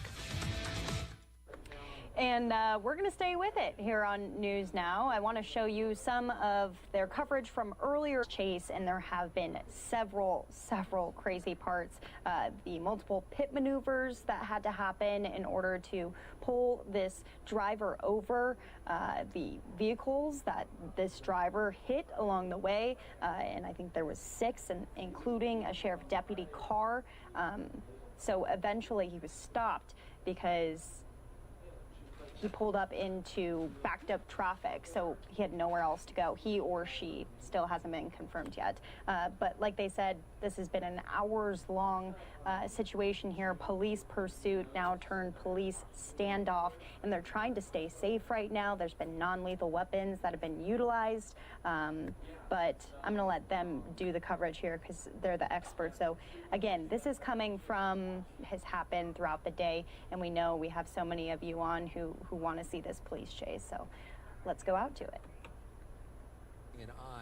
And they have been trying to communicate with this driver, but so far this driver has refused to come out. Let's take a look at some video from earlier in the day where you see this driver. Look at the way this driver is driving in the wrong direction.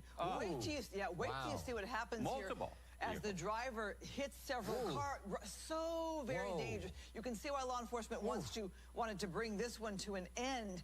It gets worse from here. Keep watching because there's video where, okay, the driver is now kind of boxed in, and at times the driver pushes his way through other vehicles, hitting other vehicles. Such a dangerous pursuit, Rick, and you covered this for the past half hour. Yeah, and at times it appeared that the suspect slowed down, stopped at the intersection, was boxed in, and was going to be okay, but then all of a sudden got agitated and just took off, and that's where we saw the vehicle sideswipe and push, literally like bumper cars, pushing away. And Alex, precision braking there, though, I will say. And then the attempt at a pit maneuver there. Yeah, couldn't pit him there. But it was when, and again, trying to here, but then the speeds pick up. But that's such a fine line there, because if there were some areas there of Diamond Bar Boulevard and Grand Avenue that were the north and south, like right here, you can see there's an island there, so that's a good area to pit a vehicle, and they almost did there, because that means you're not going to spin that vehicle out into opposing traffic. Almost did, right there. And the speeds, though, when they did that, Rick. Yeah, I think that when I say 30, 35 miles an hour, that's typically the threshold. But when you're dealing with something like this. Let's watch this right here, because this is where you talked about him weaving his way through other vehicles, and then right there, Boom. pushing That's the his bumper way. car action. Right? Right. Look how Right it's there. Yeah, looks like That's a carnival ride right Man. there. And there's the unmarked unit I saw, and I Man. said, that unmarked unit was boom, boom, sideswiping, damaged. Can you at least imagine that we being those saw. vehicles right there? So those are just some of the highlights. Let's go out to their live coverage right now. Fox 11 Los Angeles with the very latest. Vehicles trying to wedge its way through, cars stopped at a stop sign, pushing cars literally out of the way, drivers at a light. We now know, as you said, that it is a woman driver. The car stopped here because it hit another vehicle that moved out of the way. You have to wonder the state of mind of this driver to just sit there. well, look at that's a drone. No. Right on Okay. top, if you see, look, Get it's some a information? drone that's right on top, Rick Dickert. Look at that. New intel that the majority of law enforcement agencies have as a tool Whoa. to see what's going on. Look at how close they can get. They can provide intel that officers can't see. And you can see those heavily armed officers there behind that LA County Sheriff's unit there, that SUV. They can get real-time imagery of what is happening. Does that female close it's suspect getting. have a weapon? What is she doing inside there? What is she fidgeting around? What does she have that could be a weapon at this time? And that provides that intel. And there's a highly trained officer who knows how to manipulate those drones. That's incredible sign of the times. Wow, you know, look at that. Okay, look, and now that they continue to move more stuff, this Yeah. driver, From the back seat? back seat. I don't know what kind of packing this person did for this drive, but I mean, there's a lot of stuff back there. It looks Oh, like, you're trying to block the window. Oh, yeah, yeah. Wow. Because they saw the drone. She saw the drone. Clearly. So here's the thing is this driver now is taking an aggressive move to shield herself from law enforcement so she can't be seen by that drone. That's what message does that send to law enforcement? Driver not giving up anytime soon? And whether or not she has a weapon. There was some Right. concern there, and the imagery from that drone, and there's an officer standing nearby on the curb there, manipulating that drone, seeing a monitor, providing that information right into the earpieces of those highly trained tactical officers there. That is I something. don't remember seeing quite this play out like this. No, a The drone? idea of a drone coming in as part of this. There actually has in recent years there has been. I've seen a number of them in standoff situations like this, in terminations of pursuits where the vehicular component of the pursuit comes to an end. They bring in that drone officer, just like a canine officer. Yeah. They manipulate the drone. They look around inside that car so they don't have to put an officer in harm's way. If they do believe a suspect like this female suspect, as we've just confirmed, in a white hoodie there, could be armed and very dangerous and put those officers at risk, as that suspect did so many motorists. Yes, could have for killed sure. or injured badly a number of them. Look at that shot there. What a Wow. great shot. Watching here on Fox 11. Some great work by our photojournalist Brian Shaw, who's out there on the ground bringing us these live images. And when it seemed like the suspect had almost disappeared for a while, looking at this perspective, you wonder if the suspect had literally hid Windshield under. wipers turning on the Right. maybe that was just a bump. The word Yeah. you used was non-responsive because we did wonder about the health of the person. You wonder if They if were- she had it's like right now, is she just sliding underneath the steering wheel? I mean, is she There was- hiding or there was- crouching There down? was very little movement. Yeah. And for a time, Yeah. we suspected maybe she could have been injured by those beanbags that went into the driver's side there. And now she's not giving up. Again, if you could hear the audio, and that's a compressed shot. That officer is far behind the vehicle at this time. Yeah. But they're looking inside to see exactly what that suspect has. And maybe can we hear some of the audio? I don't know if we can get the audio queued up from that shot on the ground. Gives you a sense of what it sounds like. Okay, it's not coming through They're right directing, now. but the bottom line, Alex and Christine, they are directing that suspect, and they have since this came to an end, since this vehicle was so badly damaged after rear-ending the last car, that SUV, to get out, to give up. So Let's end this here we peacefully. Here's the have- sound. Let's listen in. Sheriff's helicopter, media helicopters above, a lot of noise. And you could hear it sounded like from the drone for a second, but now the drone is just on the landed front. on the hood. Wow. On the hood there. Listen, what kind of message does that send to the driver? How intimidating is that? We've got you from behind. We've got eyes on you from the and front. back up. Yeah. But here's the thing, too. That's futuristic. Let's listen into the sounds.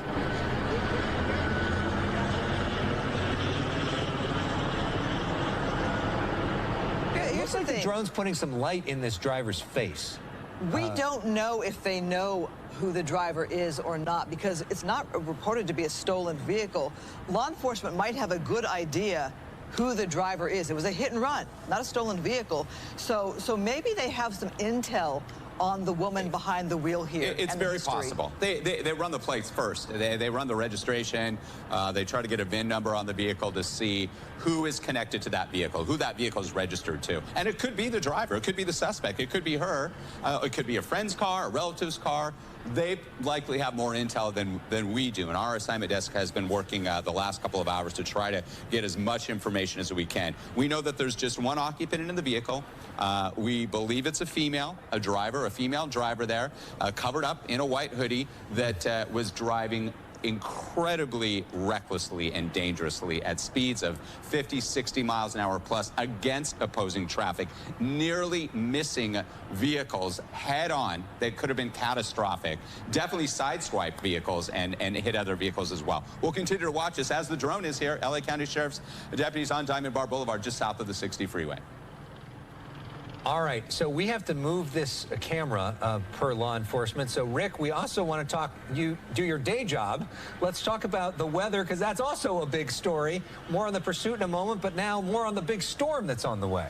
And we're talking about rain, mountain snow. The snow levels are going to be... Weather is sponsored by Morgan & Morgan.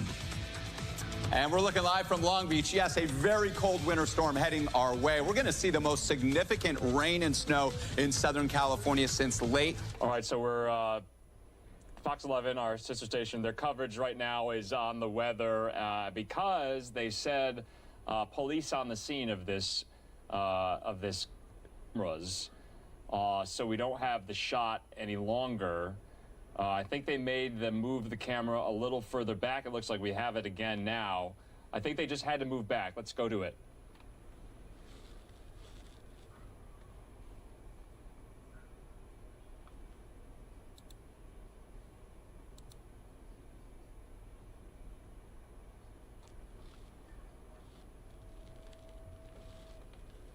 And so this standstill barricade situation has been going on for well over an hour and a half. We've been bringing it to you live here on News Now. This is Andrew Kraft once again. And we apologize because, remember, everything's live and it's raw. It looks like, let's get off this shot for now because we don't have it just yet. Maybe they have to move even further back. Might be indication that police are going to make a move very, very soon. But they've been extremely cautious. We're going to go to it. Once they have it set up yet again, they may have had to move further back.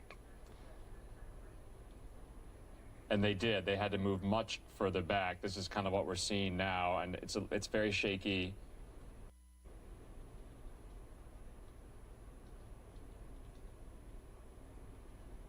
Probably the most surprising information we just learned a couple of minutes ago. The driver is a woman, and this is quite rare.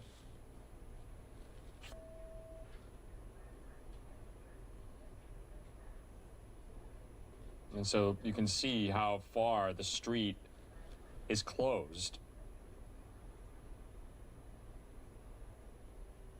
But presumably, and our colleagues there, Fox 11, told our viewers and theirs that the police did make them go back a little bit further from the scene.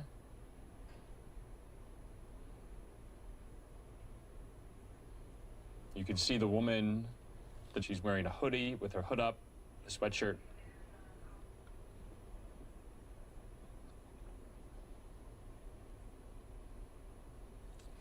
And you know, sometimes here on News Now from Fox, we have lots to get to. We want to get to them because there are a lot of stories that we're covering throughout the day here, but sometimes we have to put those on pause because of these really stunning, crazy scenes in Los Angeles.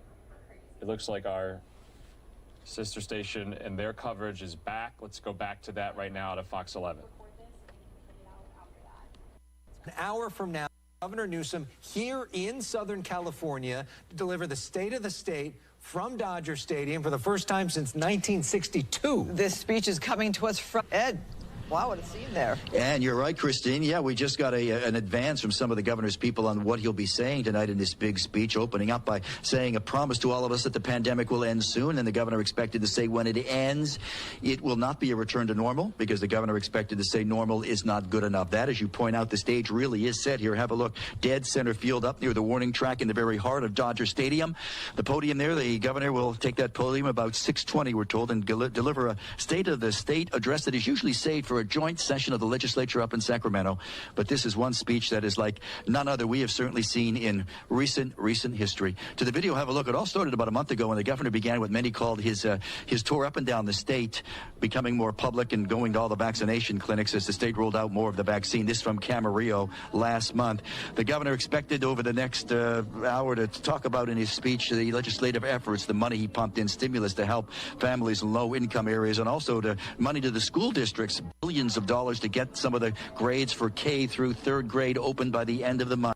That's part of the governor's speech, but it's really overhung by the clouds of this recall election that the governor most assuredly will face later this year. A big part of what's been going on. Many folks, thousands, signing that petition saying that the governor upset with his handling of the pandemic, shutting down a lot of the economy, much of it still closed. Although the governor tonight also will be talking about the light at the end of the tunnel. Baseball stadiums with fans next month cleared to go, along with amusement parks, concert venues, and more of the counties expected to reopen from that restrictive tier. Kevin's giving you a look. Those are all the empty seats here. When we talk about why Dodger Stadium, 56,000 plus at home.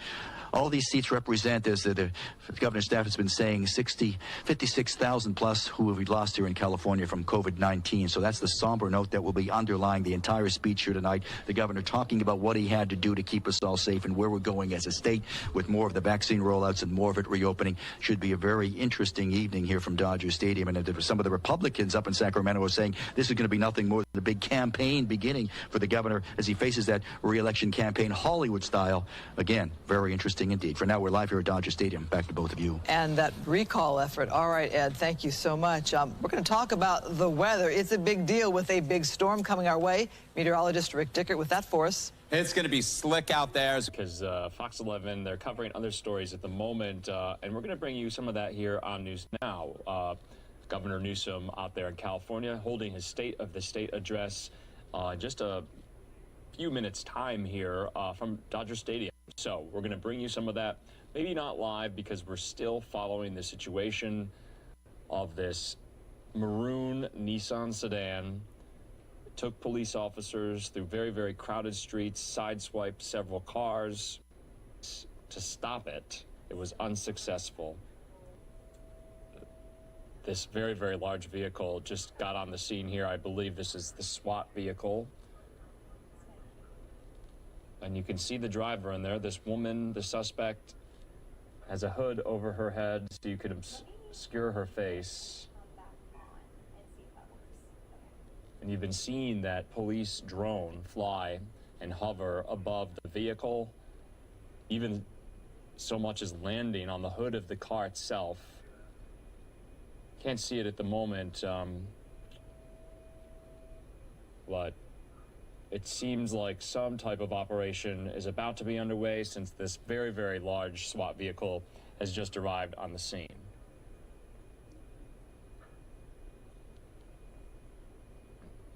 And what the suspect looks like she's doing is blocking the windshield from our view with this sun visor, it seems, or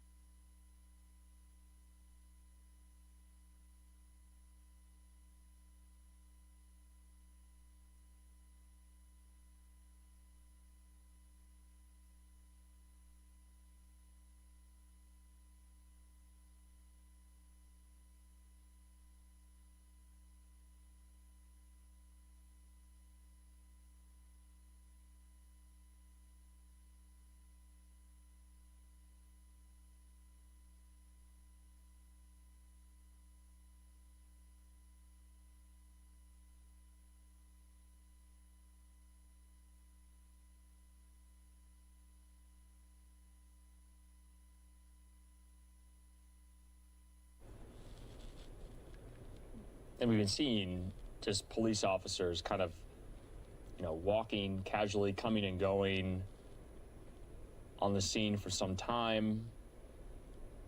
They're very reluctant to move in just because they don't know how dangerous the situation could be. So they exercise a lot of caution. They put up police tape. And why is that?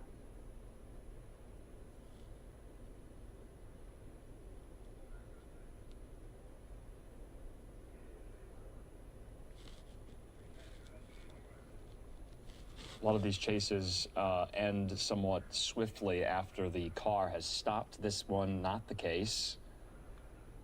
This has gone on for the better part of the last hour here, where this suspect has not moved from the vehicle since her car became inoperable, really. The front bumper, the back bumper off. Remember, we were showing you some of the video.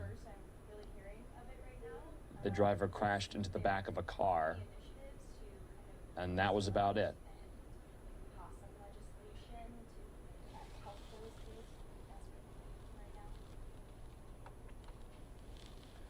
All right, and it looks like the photographer there might be waving the battery into the camera lens there, because he might be out of battery soon. He's been there a very long time. We thank him for that, for bringing us this shot there in LA County. We're going to take a quick commercial break. Don't go anywhere, because we're going to be following this story until there's finally some resolution with it. So we'll see you back here in 2 minutes.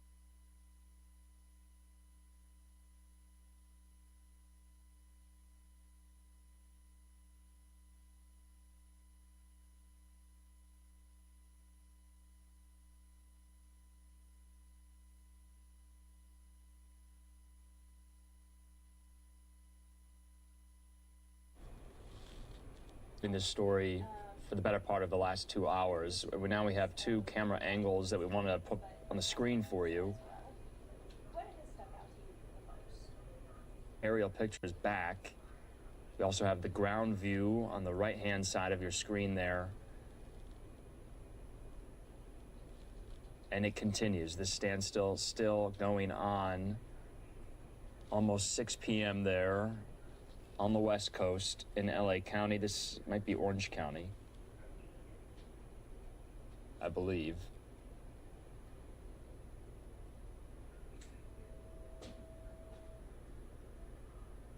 And you can see the beefed up response since we last brought you these pictures with these SWAT vehicles.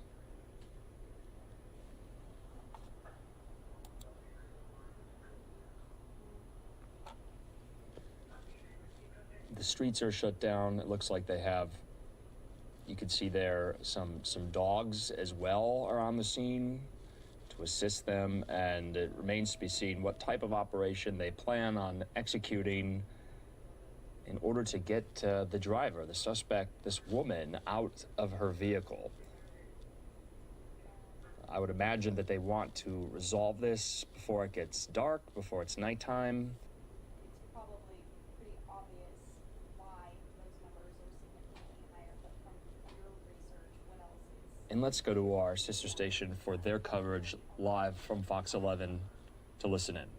Our military, but the K-9 and those K-9 units, Alex and Christine, are officers. They are officers, and they provide a valuable help to law enforcement. They go into harm's way at times before officers do. Even though, as I said, that dog there is a trained officer, knowing what that dog is supposed to do to a suspect situation like this. You can see we're starting to lose natural light. The sun has set in Southern California now, so they're illuminating the scene. The LA County Sheriff's helicopter up watching overhead. They have some drone video as well. How much intel that provided, unclear to us. A containment has been set up.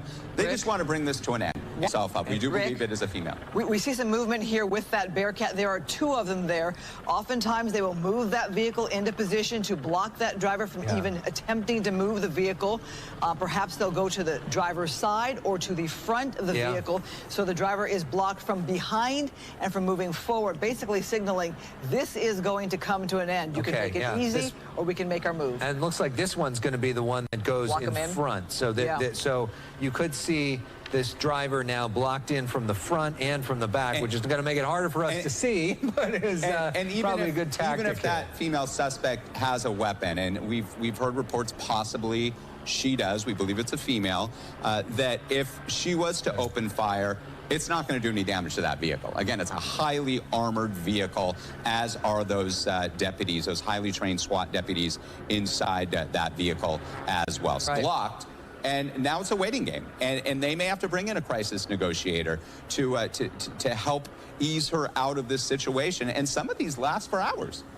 Yeah, maybe we can flip the pictures now, as it's harder to see on the ground now that we're blocked in. Yeah, now we get a good sense from Skyfox of just how blocked in of the damage to the car, but they're not taking any chances, especially with this suspect being so unresponsive, this suspect not responding to verbal commands, not responding to the window, not responding to basically anything. We know that this suspect has already run into a deputy as part of this whole thing, so they are, not taking any chances, bringing out the best of the best, taking all their equipment that they have to throw at this person.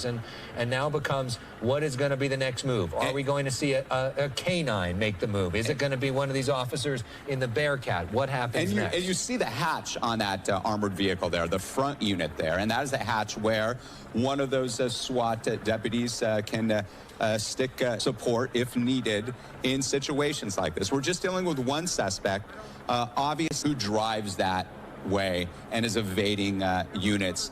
Obviously is dealing with what could have been catastrophic in seeing someone killed or badly injured in a head-on crash when this suspect was driving against traffic, opposing traffic at 60 miles an hour plus. There wasn't that collision. There was other crashes. You could see the damaged vehicle there, front end, back end, side-swiping vehicles, pushing through cars. They were more on in a long played out pursuit. And now in this standoff situation, we just saw a week ago an innocent person was killed as a result of a pursuit. Well, right here, we don't know how much the Sheriff's Department knows about the driver, this woman behind the wheel in this standoff situation here, because it's not reported to be a stolen car. It was a hit and run, and that led to the pursuit at 3:45 in the afternoon. So we've been sitting here over 2 hours now. You have to wonder, do they have some information? Are they trying to negotiate with this driver to get the driver out of the vehicle? How intimidating it must be, and all those deputies there behind you, yet still that driver has made no move to come out of the vehicle. No opening of the door, rolling down the window. If anything, recently, when they flew a drone in front of the car to get some more intel, the person tried to block it with one of those reflectors you put in your windshield.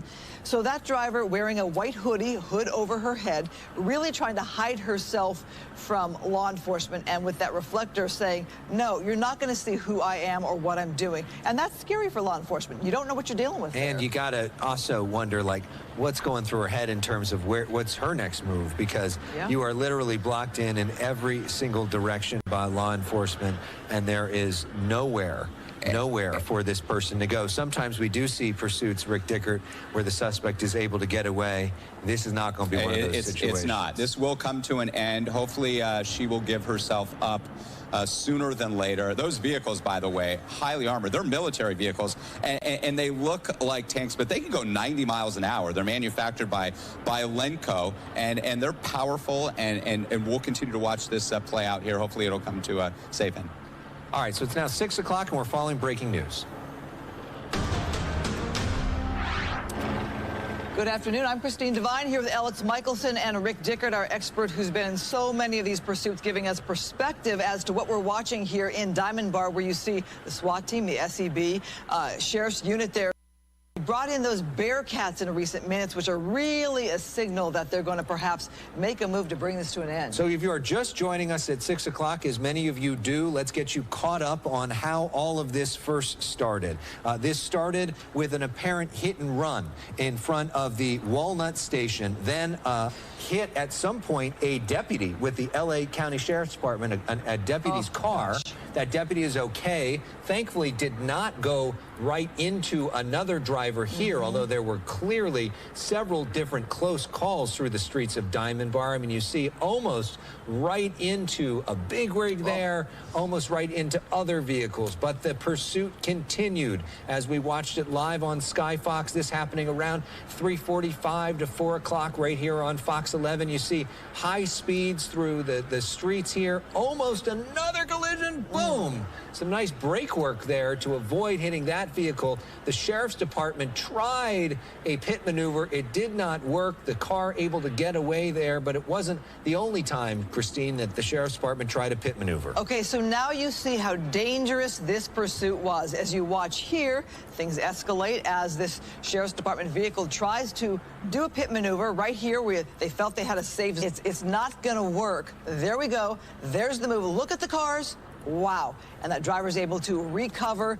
That pursuit continues, and it gets worse from there. Look at this as the driver tries to wedge her way in the pockets of space where these drivers are stopped at a light. Yeah, and this is on Diamond Bar Boulevard, and Look it becomes a bumper car carnival ride as this driver, this female driver, hits into multiple vehicles. See there, boom, up in the air. Eventually, it hits into a vehicle, and then it simply cannot go anymore. And that's what happened. That happened around 4 o'clock our time, and that's where we've been stuck now for about 2 hours. In the meantime, the SWAT officers, all the most specialized folks in the LA County Sheriff's Department, they have made their way to the scene. We hear crisis negotiators may be on the scene. We've seen a drone. We've seen canines. We've seen everything that law enforcement has to offer to try to get this driver out of this vehicle, and yet this female driver in the white sweatshirt remains in that vehicle, wildly trying to pull stuff out of the back seat, trying to pull stuff out of the front seat. Unclear what's going on in her mind, unclear if she is under the influence of anything, unclear if she has mental illness challenges. Clearly something is going wrong that led to this moment. Now she's basically got nowhere to go but is refusing to give up. You could about the mindset of this driver, and if there are any other weapons perhaps in that vehicle. Again, we don't know if they know who this driver is. We do know it's a female. They flew a drone there to get a closer look as what's happening inside the vehicle.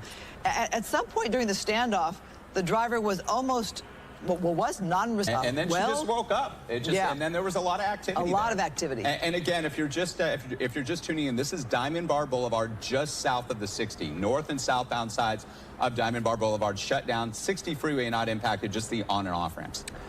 All right, we are going to continue to follow this. As soon as there is more movement here, we will take that to you full. In the meantime, we're going to leave this in the upper left corner of your screen so you can watch it along with us.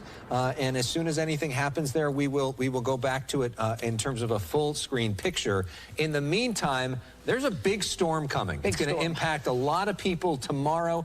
Rick Dickert, in addition to talking to pursuits, he also is our meteorologist on staff doing double duty for us tonight. And Rick, talk to us about the timing of this storm. We're going to see the rain start late tonight. We're talking about midnight or later. That's when the first drops will fall and continue on and off through Thursday, perhaps in some areas even into Friday as this cold upper level low gradually sweeps south and east over Southern California and starts to leave the area on Friday. We're going to see that wraparound moisture. And we're still continuing to see, you could see there in the upper mountain snow, we're talking about snow levels below 3,000 feet, meaning several inches possible on our major passes. That's the Tejon Pass. That's the Cajon Pass.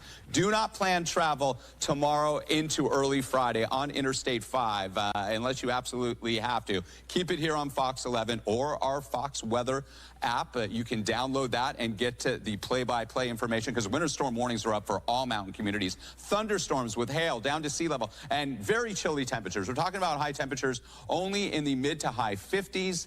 Again, we start to clear out Friday afternoon, I'd say. Saturday night into Sunday, that is when we're going to have our time change. We lose an hour of fun over the weekend, unfortunately, as daylight saving time starts. That means we have to set our clocks 1 hour forward. After this low pressure system moves out, we should be dry for the upcoming weekend into early next week. But not seeing any big warm up, but we'll see temperatures at or slightly below average. But this could be the most significant precipitation that we've seen here in Southern California since late January. We definitely need it. We're heading into perhaps what could be another drought year after coming off of a year, 2020, Alex and Christine, that we saw a record-breaking fire season in Southern California.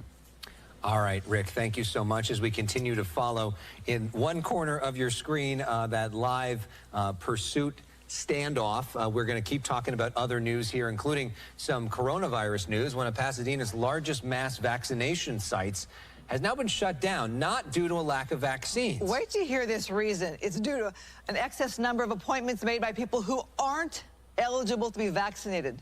Stephanie Stanton joining us live from Pasadena to explain how this happens. Steph? Yeah, Christine and Alex, you said it. This was supposed to be Pasadena's largest mass vaccination site to date, but officials say they were forced to shut it down. It's not going to happen on Thursday. That is because so many people signed up when they weren't supposed to. This parking garage at Pasadena City College will remain empty Thursday. More than 1,500 people who were supposed to get their COVID shot here will have to wait a little longer. Very unfortunate situation that takes away from the vulnerable population. Pasadena's public information officer, Lisa. As they go into coronavirus news right there, I'm Natona Everett stepping back in. Me and Andrew Kraft kind of switching off here on this coverage. Hence, it's been hours long.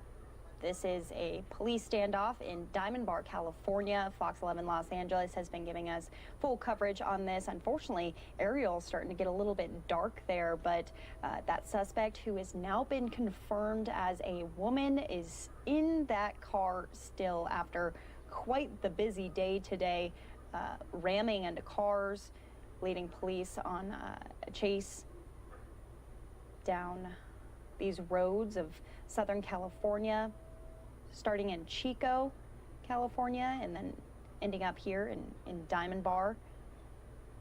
The 60 freeway has been closed off on the on and off ramps.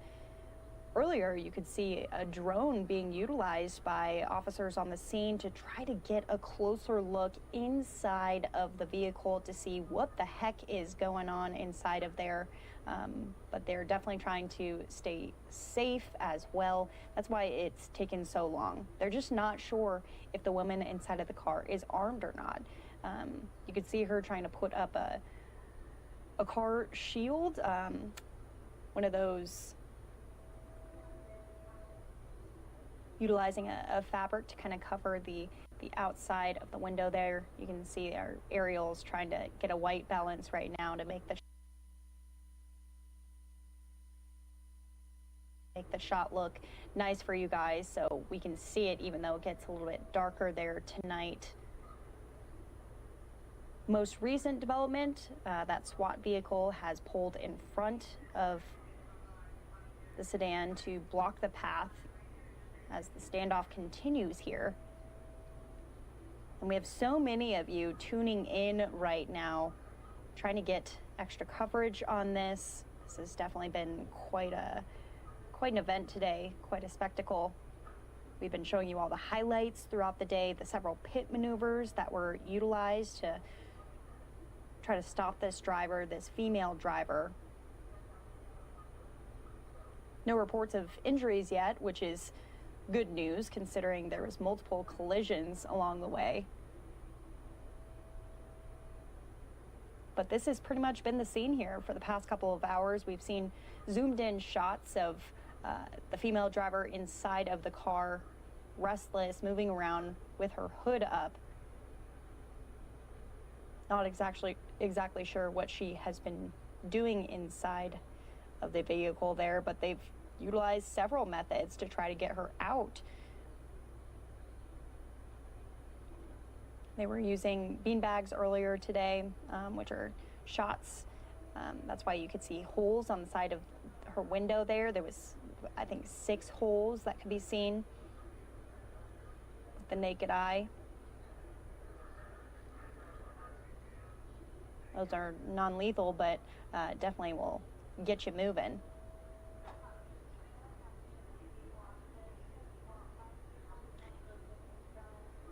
Now, Fox 11 Los Angeles has sent reporters to the scene. They have a photographer on the scene right there. That's the bottom right-hand corner, who has maintained a really, really great shot of what's going on despite all the chaos of the scene.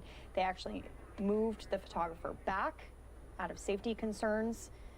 So we're not sure exactly what that means, possibly moving in on the woman who is pretty much barricaded in her car right now, with nowhere to go because that SWAT vehicle is now in front of it, blocking the path to go away, even though the car is totally destroyed at this point in time. I don't think it could go anywhere, even if it wanted to. And we've tried to take the audio of that ground camera right there. You can't really hear a whole lot except for the chopper overhead. You just hear the natural sound of that surveying the situation. Let's go back to Fox 11 in Los Angeles. Out there now, we have those SWAT, those Bearcat units right there in front of the vehicle and behind the vehicle. Still no movement there from the driver. If there is movement during our upcoming commercial break, we will break in live. In the meantime, another commercial break and more news when we come back. And we want to keep giving you guys full coverage here because that's what we do best, live, raw, and unfiltered. If you don't already follow News Now, you can give us a follow on Twitter at News Now Fox. We have posted on there the chase from earlier today, and we're going to stay on this standoff until it ends. That's what's so great about what we can do is as long as it takes, we're here for it. So just want to rehash some of the details of the day here. The vehicle pulled over now in the Diamond Bar area of California. Looks like they haven't really sectioned off any other sides of the road there. Cars still off in the distance on the right side of the path. This is just off of the 60 freeway.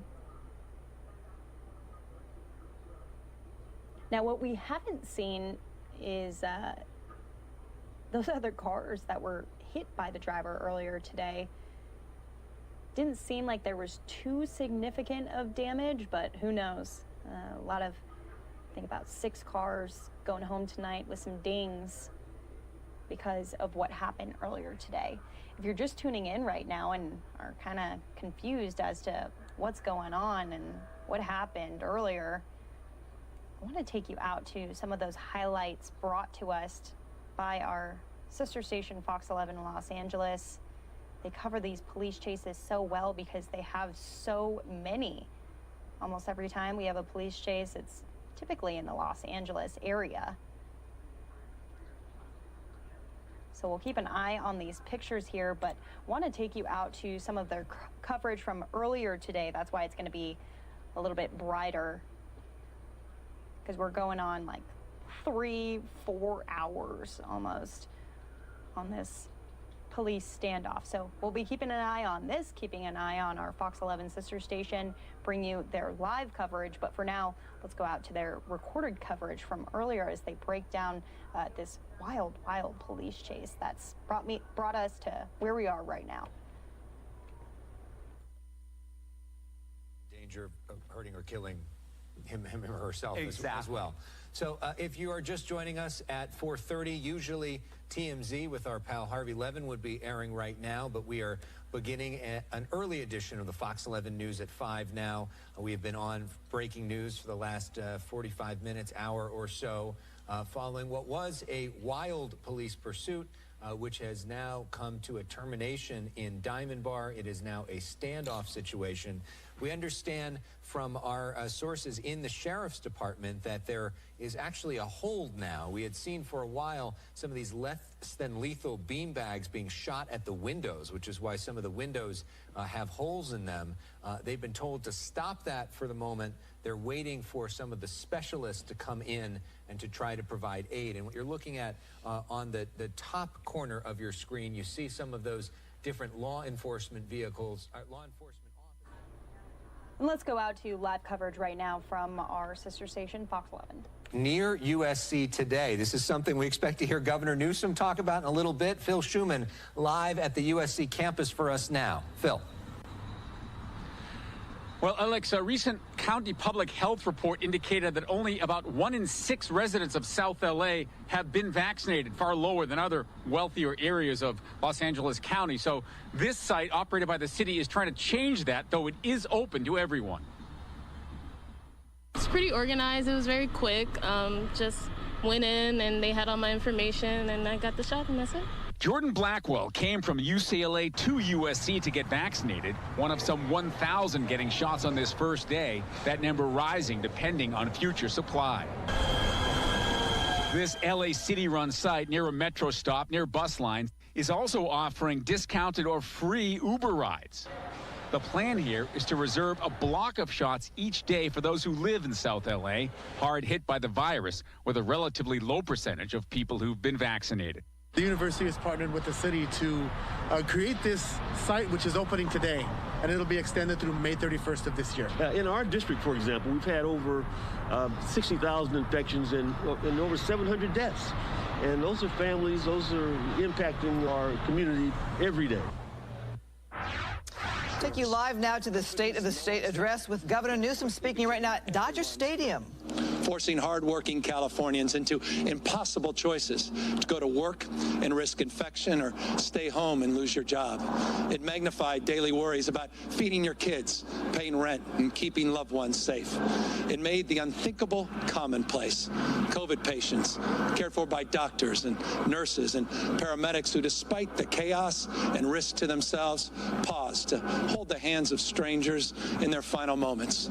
Too many forever goodbyes over FaceTime. 54,395 Californians we now mourn with broken hearts. That's almost the exact same number of empty seats behind me, marking a silent tribute to loved ones who live forever in our memories. 54,395 Californians who will never be forgotten by family members and friends, nor by the healthcare workers who bore witness to unimaginable tragedy. But not every COVID hero, not everyone wears scrubs, from the grocery workers to the custodians who get a fraction of the gratitude that they deserve, to the parents who have juggled and struggled, moms especially, but kept charging ahead. Your quiet bravery has created light in the darkest of times. You know, Dr. King once said, only when it's dark enough can you see the stars. So tonight, under the lights of this stadium, even as we grieve, let's allow ourselves to dream of brighter days ahead. Because we won't be defined by this moment. We'll be defined by what we do because of it. After all, we are California. We don't wait for someone else to show us the way forward. We go first, and we go boldly. We led in gay rights, gun rights, and criminal justice reform. And now we lead on combating COVID. You know, from the earliest days of this pandemic, California trusted in science and data, and we met the moment. Last January, we welcomed Americans home, accepting repatriation flights from mainland China. And a year ago today, we brought to shore the Grand Princess, which was stranded off the coast of California, further opening up our eyes to the seriousness of this disease. We were the first state to issue a stay-at-home order, which helped us avoid the early spikes in cases. The top immediately jumped into the development of groundbreaking treatments and vaccines. And while others competed to buy personal protective equipment at exorbitant prices, we quickly built our own pipeline. So there's a lot going on tonight. We're keeping an eye on the pursuit, on the state of the state, on the storm that's coming, all of it happening. A quick commercial break, more news right after this. Over 40 years ago. And they're not kidding when they say it's been a really, really busy night tonight in Los Angeles. We're going to be going back and forth with them as we talk about this pursuit that turned into now a police standoff. We also have Governor Newsom's State of the State address. We'll play that out in its entirety here on News Now a little bit later, and I'm sure they'll be dipping in and out of it, as well as Governor Newsom is speaking about the vaccination effort in California. Also speaking at a very critical time as a major recall effort is against the governor right now. So interesting stuff, no doubt. We're going to stay on this shot here and send some of you off to a quick 2-minute commercial break, but we want to keep monitoring these live feeds as who knows what's going to happen as this woman inside of this sedan has been sitting in there for hours now. No word on exactly what she's been doing inside, but officers on the scene utilizing a drone to try to figure out what they're doing in there, what she's doing in there, and trying to do it all safely, of course. So we'll see all of you in 2 minutes, and some of you are going to be staying on these live aerials and ground feeds coming in from our Fox 11 sister station as well.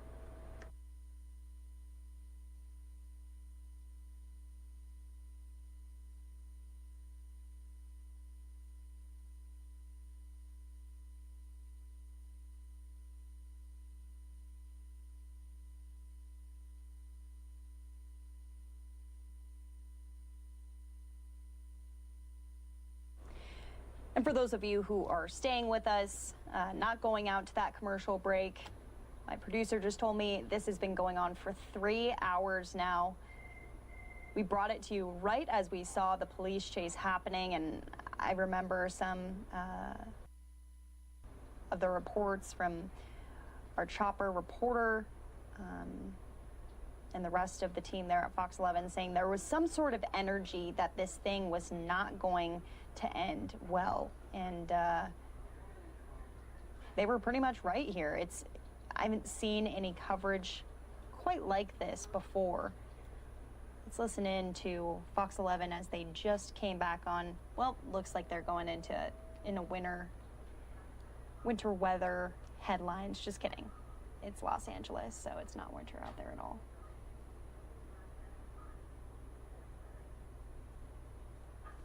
So the top left-hand corner from our Skyfox, bottom right-hand corner, ground feed. I would say about an hour ago, they pushed our photographer who was on the scene there a little further back, just out of safety precaution. So now they're utilizing that zoom to try to get a clear shot as we head into the evening hours. It's almost 7:30 here in Phoenix, Arizona.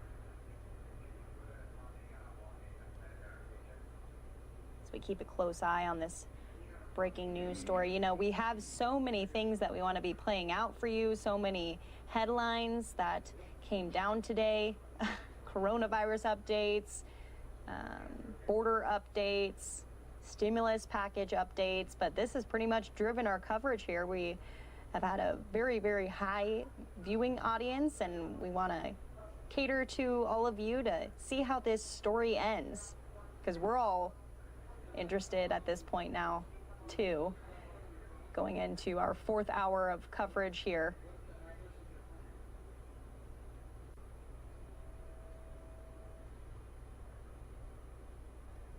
But before I went out to Fox 11, I was showing you some of their coverage from earlier today, which I thought was really, really interesting. They pulled up some of the highlights of the police chase that eventually led to what you're seeing right now. So I'm going to play that out for you. And then if they come back into live coverage with more developments of what sheriff deputies are saying there on the scene, they obviously hear it all first. So we'll head back into it if they go back into coverage of it. So not to be jarring to all of you who are watching, but we just want to give you full updates as soon as we get them. So here they go. Let's listen in. That driver continues to refuse to give up in Diamond Bar. More on that when we come back. So they're going to be back after their commercial break. Until then, want to play out for you some of the highlights of the police pursuit from earlier. Officers behind that unmarked law enforcement vehicle there, keeping an eye, and they have been trying to communicate with this driver, but so far this driver has refused to come out. Let's take a look at some video from earlier in the day where you see this driver. Look at the way this driver is driving in the wrong direction. Wait till you see what happens here. As the driver hits several cars, so very dangerous. You can see why law enforcement wanted to bring this one to an end. It gets worse from here. Keep watching, because there's video where, okay, the driver is now kind of boxed in, and at times the driver pushes his way through other vehicles, hitting other vehicles. Such a dangerous pursuit, Rick, and you covered this for the past half hour. Yeah, and at times it appeared that the suspect slowed down, stopped at the intersection, was boxed in, and was going to be okay, but then all of a sudden got agitated and just took off, and that's where we saw the vehicle sideswipe and push, literally like bumper cars, pushing away. Whoa. And Alex, precision braking there, though, I will say. And then the attempt at a pit maneuver there. Yeah, couldn't pit him there. But it was when, and again, trying to here, but then the speeds pick up. But that's such a fine line there, because if there were some areas there of Diamond Bar Boulevard and Grand Avenue that were the north and south, like right here, you can see there's an island there, so that's a good area to pit a vehicle, and they almost did there, because that means you're not going to spin that vehicle out into opposing traffic. Almost did, right there. And the speeds, though, when they did that, Rick. Yeah, I think that when I say 30, 35 miles an hour, that's typically the threshold. But when you're dealing with something like this. Let's watch this right here, because this is where you talked about him weaving his way through other vehicles, and then right there, pushing that's his the bumper way. car action. Right? Look how it's there. Looks like that's a carnival ride right there. And there's the unmarked unit I saw, and I said, that unmarked unit was boom, boom, sideswiping. More cars hit. There has to have been at least 10 vehicles that were damaged. Can you imagine being those vehicles right there with that suspect trying to push his way through? How scary that must be for those other motorists. And now we're back live. The standoff here in Diamond Bar after the end of a very dangerous pursuit. The question continues to be, how will this come to an end? We're coming up on 3 hours now with that pursuit and that standoff. That black unit there, Cat, blocking in that vehicle from the front and the back. Yes, and now it's gotten dark out there. The suspect continues to stay there. It seems like they're just continuing to wait out this suspect. At some point, somebody is going to move, and you see the light shine on front of that suspect. All right, as we approach 6:30, we want to let you know that there is just a lot going on all at the same time, including, you're looking right there at the State of the State speech from Governor Newsom, which is happening right now at Dodger Stadium for the first time in some 50 years or so. So you can watch the State of the State right now at foxla.com. You can also watch a live feed of that pursuit right now at foxla.com. At 7 o'clock, when we rejoin you for the Fox 11 News Special Report with Dr. Drew and myself, we will have updates on both of these situations as well. And tonight at 10, we'll have updates on both the situations as well as the upcoming storm, which is going to hit all of us in Southern California tomorrow as well. That's going to be truly a big story for us here in Southern California, this storm coming. We've had such great weather. It almost feels like spring is right around the corner. It is, but we are still in winter, and we're getting this big winter storm coming through. Meanwhile, we're watching this here, this standoff that's been going on for hours here in Diamond Bar. As Alex said, we'll have that for you on foxla.com as we continue to see how this plays out and the suspect is taken into custody. So in the meantime, to TMZ and Harvey Levin, if anything major happens, we will break into programming. See you in a half hour. And we're going to stay on this police standoff here, as that's definitely what everyone is looking forward to tonight. And it is heading into the evening hours there, like they said, 6:30 in Los Angeles, 7:30 here in Phoenix, Arizona. If I'm not wrong, I saw a little bit of movement from that driver inside. Let's take that full.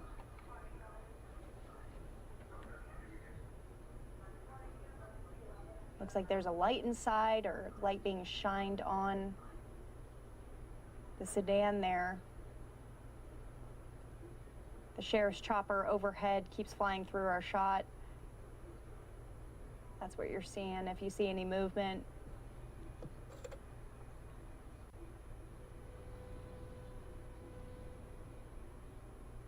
And yes, definitely some movement there. Things being thrown out of the car, it looks like.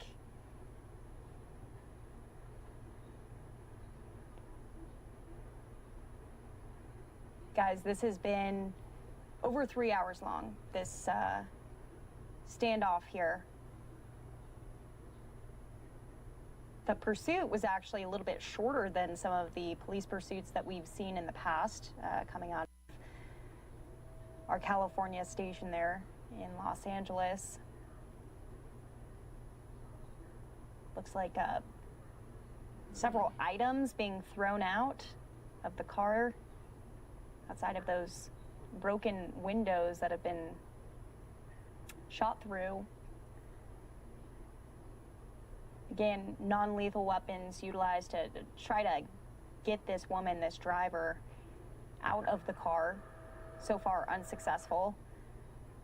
But a little bit of movement here, as it's pretty much just a standstill, and has been. She has to be getting uncomfortable in there.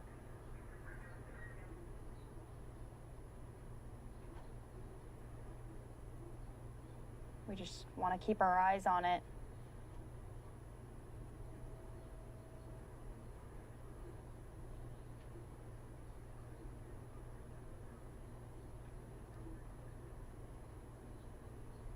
Again, what we know, a female driver inside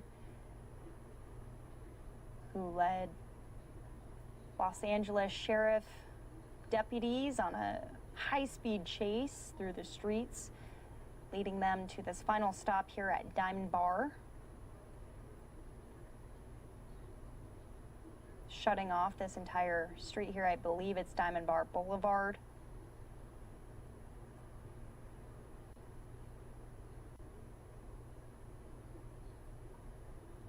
We're going to keep our eyes on this, but bring you back to some of those looks from earlier today from our sister station, showing those highlights of the pursuit itself. The driver going upwards of 70 miles per hour, which is a little bit, it's average for the police pursuits that we see. We've seen some that have easily been over 100 miles per hour. Others a little bit slower. This one, definitely one of the longest that we've seen.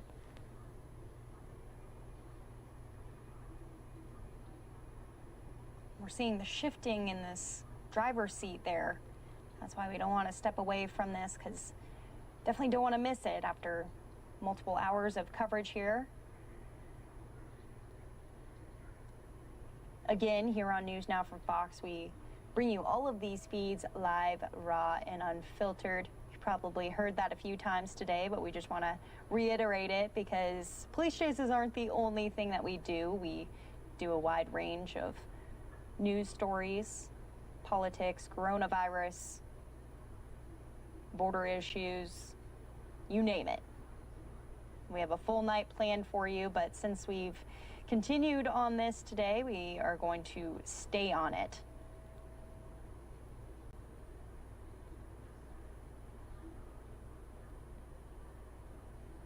And I'm going to keep a close eye on the female driver inside in that driver's seat, because she's definitely shifting around. But until we actually see her get out of the car, I'm going to bring you into what we call a 2-box, so you can see in the top left-hand corner the live look, and then in the bottom right-hand corner you will see some of the coverage from earlier today with our sister station. Well, it looks like they're moving in on her. Kind of boxing her out right now. We'll see if this makes any difference here. And you can see several officers behind the Bearcat there.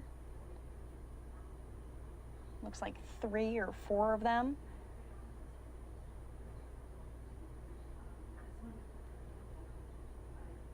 So many strategies used today to try to get her out of the car.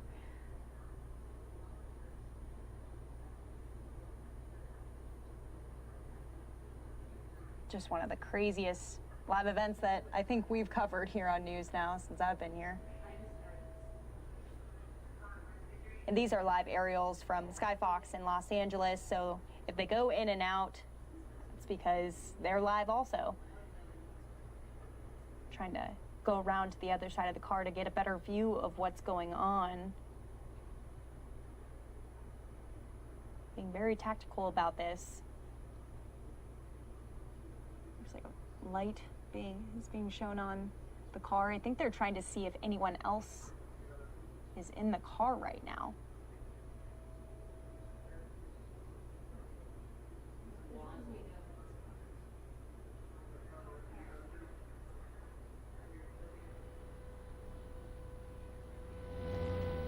And those are the natural sounds of the chopper overhead.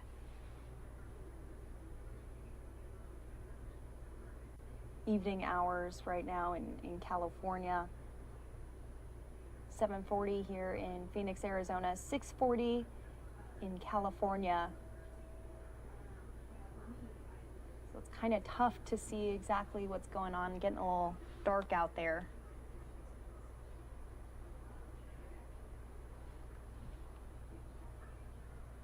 But this is the most movement that we've seen in hours. Police flashlight coming out of the Bearcat there. Looks like into the back seat.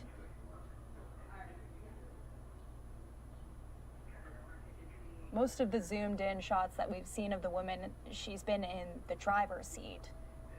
So we're not exactly sure where she's located in the car at this point.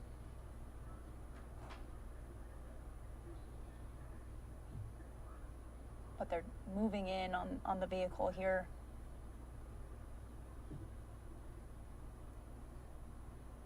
Just about 30 minutes or so, that Bearcat was pulled in front of the vehicle.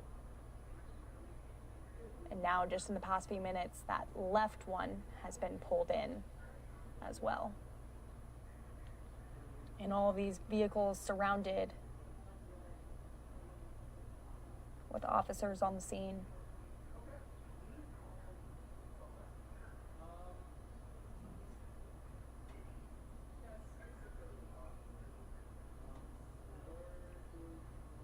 Like we said, they were utilizing a drone earlier today, so not sure if they're just feeling a little bit more comfortable at this time, getting closer and taking matters into their own hands, stopping this standoff, this standstill, and calling it a night.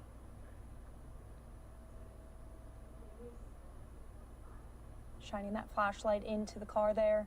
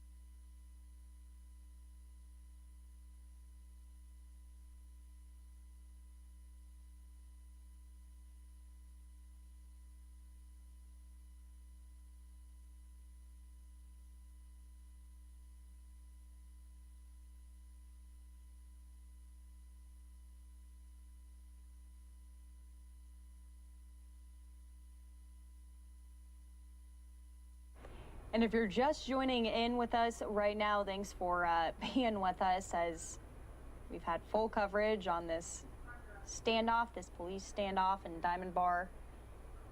SWAT and K-9 units were at the scene there as a suspect led deputies on a chase across the Inland Empire before smashing into numerous cars. You can find that chase on our Twitter page at News Now Fox. What we're seeing right now, though, is a aerial look at the car now boxed in as we head into 4 hours of the standoff here. A lot of people confused and wondering, why don't they just head over to the car and pull her out? Well, it hasn't been confirmed yet if the woman inside is armed. If she's armed and dangerous, they have to take these types of situations seriously.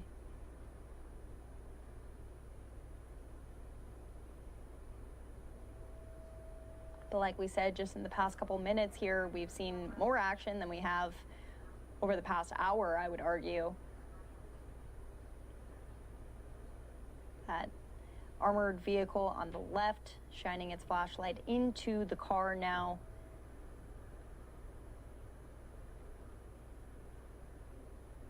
Officers on the scene kind of surrounding it. We're not sure if maybe they're talking to her and telling her to come out. I mean, they're really tight on the driver's side, almost to the point where she can't get out or open her door. So not exactly sure what the plan is here. Next steps of action.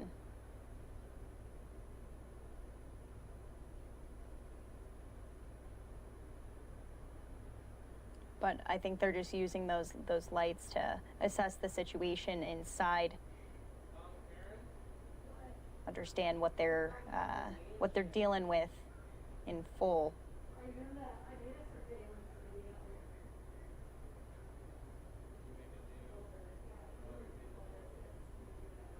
And we're going to stay on this shot here, but bring you out to the police chase that led to this point in time. Coverage from earlier from our sister station, Fox 11. Different law enforcement vehicles, law enforcement officers behind that unmarked law enforcement vehicle there, keeping an eye, and they have been trying to communicate with this driver, but so far this driver has refused to come out. Let's take a look at some video from earlier in the day where you see this driver. Look at the way this driver is driving in the wrong direction. Wait till you see what happens here. As the driver hits several cars, so very dangerous. You can see why law enforcement wanted to bring this one to an end. It gets worse from here. Keep watching, because there's video where, okay, the driver is now kind of boxed in, and at times the driver pushes his way through other vehicles, hitting other vehicles. Such a dangerous pursuit, Rick, and you covered this for the past half hour. Yeah, and at times it appeared that the suspect slowed down, stopped at the intersection, was boxed in, and was going to be okay, but then all of a sudden got agitated and just took off, and that's where we saw the vehicle sideswipe and push, literally like bumper cars, pushing away. Whoa. And Alex, precision braking there, though, I will say. And then the attempt at a pit maneuver there. Yeah, couldn't pit him there. But it was when, and again, trying to here, but then the speeds pick up. But that's such a fine line there, because if there were some areas there of Diamond Bar Boulevard and Grand Avenue that were the north and south, like right here, you can see there's an island there, so that's a good area to pit a vehicle, and they almost did there, because that means you're not going to spin that vehicle out into opposing traffic. Almost did, right there. And the speeds, though, when they did that, Rick. Yeah, I think that when I say 30, 35 miles an hour, that's typically the threshold. But when you're dealing with something like this. Let's watch this right here, because this is where you talked about him weaving his way through other vehicles, and then right there, pushing that's the bumper car action. Right?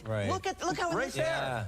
Looks like that's a carnival ride right there. And there's the unmarked unit I saw, and I said, That unmarked unit was boom, boom, sideswiping. More cars hit. There has to have been at least 10 vehicles that were damaged.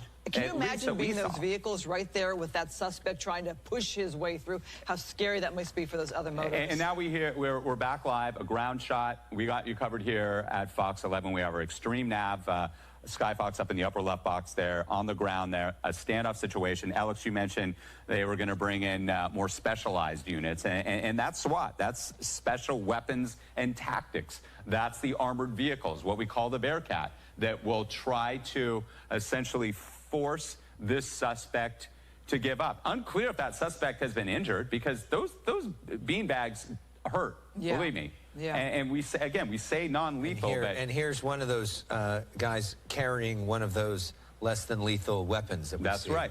That's right. So they're directing this suspect. They continue. There is a loud audio presence there. Trust me, because I've heard and seen and covered these for so many years up in Skyfox, and know about the ground tactics, obviously, that suspect inside that vehicle has been told multiple times, please give up, open the door, hands up. They don't know if this suspect is armed or not. Bottom line, this suspect, we know now, has hit at least one deputy, and that deputy is going to be okay. And it started as a hit and run. This driver, this suspect, was driving erratically and hit a couple of vehicles prior to the, quote, pursuit, and continued that trend. And there they are. There's everybody with their phones and recording everything. I'm a little surprised that they're allowed to be that close, because the suspect's door on the driver's side there is only a couple lanes away. And they've tried to find out as much as they can about this suspect. They may be in contact with family or friends and know a little bit more about what they're dealing with. And once they get that information, the tactics change somewhat. No, he's not. He's been suffering from this. He had a big breakup. He had something happen to him or her that is making this individual so erratic. And you referenced that 6-hour pursuit that we talked about recently. In that situation, the driver was schizophrenic, and the police knew it, and that did impact the way that they went. So what you're hearing now is some audio from our camera on the ground. I think our photographer Brian Shaw is there. But let's listen in for a second so we can hear what it sounds like on the ground. County Sheriff's helicopter circling 400 or 500 feet above. You can hear that. So they're watching from above. They have eyes on the vehicle differently, obviously, than the deputies on the ground there, because they could look in. They have the tools available with their cameras to look inside that windshield that isn't as tinted as the side windows are there that have been shot out. And again, if you're just watching this, if you're watching us on Facebook Live from across the country or across the continent, thank you for tuning in. But I counted at least 6+ holes there, right? So, can we take that full, the Skyfox shot for a second? There you go. Yeah, this really gives you a good sense of just how damaged the vehicle that car is right now, and all of the different shots and the side of it. And what I was trying to get, and it doesn't look like it, I was trying to tell if the airbag had come out. Doesn't look like it, though, right? It's hard to tell when you look at that front if the airbag itself was deployed because of clearly all that front end damage. But and now as we come around, are we seeing any movement? Because we saw a lot of erratic movement from the suspect, the driver, and I'm not seeing much, but... Well, we know those shots were less than lethal weapons used to put those holes there in that window, but that still can hurt, and there's shattered glass. No question. And so you have to wonder the status of the person inside that car and really physically how they're doing inside that car if they've been injured. And Alex, you mentioned, I can't tell if the airbag was deployed at all, but the damage, the side-swiped vehicles you could see on the driver's side there, that's from all the cars that, when I was saying demolition derby, NASCAR, bumper cars, where this suspect was doing whatever he or she could to evade sheriff's deputies. And the front-end damage, I think what finally did this vehicle in was probably some engine compartment damage because of that front-end damage and the axle of the front wheels there. Yeah. That's something, that shot, isn't it? I mean, it is. It's, wow. It's like when you think of, totaled in a junkyard, you would think of this vehicle and just all the damage that it has sustained on this very dramatic ride through the streets of Southern California today. And as we get real close up, you can really get a sense of that damage. But what you really don't get a good sense of when we're looking at that picture is the status of the driver right now. Earlier, as Rick was mentioning, you saw the driver's hands sort of wildly gesticulating in front. The driver clearly agitated. Now we see it looks like almost no Very little movement from that driver. That's and right. you do have to wonder about the physical health, in addition to the mental health, but the physical health of that driver who's now been sitting there and all of those different shots in that driver's vicinity. And paramedics, Alex, Christine, will be called out. And there's going to come a point where, and I've seen this, I've seen suspects who have shot and killed law enforcement, and I clearly remember incidents, and then seeing paramedics trying to revive that individual. So in the same sense, if they feel that this individual is injured, even though he was putting so many people at risk, or she, the paramedics will approach the vehicle with the help of law enforcement to aid medical. Right. Here's my question. We haven't seen them approach at all, so you have to wonder what they perhaps know about this driver. Is this driver perhaps armed with a weapon? What is the state of mind of that driver if deputies do approach? It's going to be interesting to see how they do decide to proceed with this. And Rick, you covered some of the history of what we know, the little we know about this driver. And here, hours later, deputies have approached the vehicle. I mean, it's taken a little while, but you can see all of the Bearcats here surrounding that sedan that we have been watching all day today. And when I say all day, that's not an understatement. We have been covering this for the past 4 hours, and we have so many of you who are tuned in right now, just eager for the latest information. So we're going to give it to you. We're going to keep going back to coverage from our Fox 11 Los Angeles sister station team, who has been all over it there. But another big thing has been happening in California tonight. It's been a busy night for them. Governor Newsom delivering the State of the State address. So we're going to play that out for you in full after the commercial break. We're going to see some of you in about 2 minutes.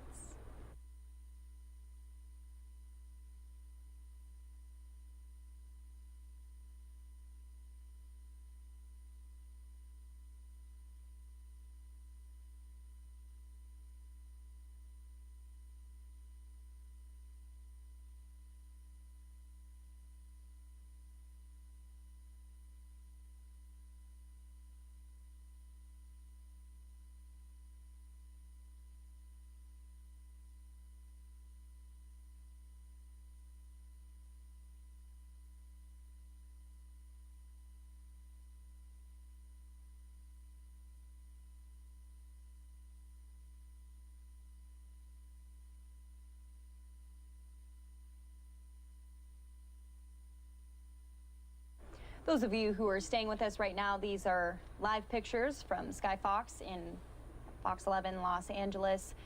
So they keep going in and out here. We're going to stay on it because typically they come back in. I think they're trying to figure out how they can brighten up the shot so we can see it as we're heading into the 8 o'clock hour in Phoenix, Arizona, 7 o'clock hour in California there.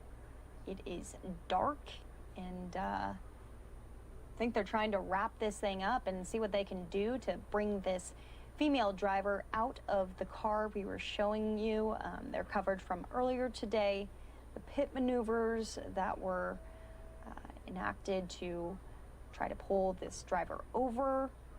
And now that she has been pulled over, she has refused to get out, leading them to box her in, utilizing canine, SWAT crew on the scene, a drone to get a glimpse inside. They've flashed their flashlights inside to try to get the latest. You can see officers in the front there trying to assess what's going on. It has been quite the scene in Diamond Bar today. Well, we're going to stay on this. You're going to be able to see these live pictures, but you're also going to be able to see the State of the State address with Governor Newsom in California.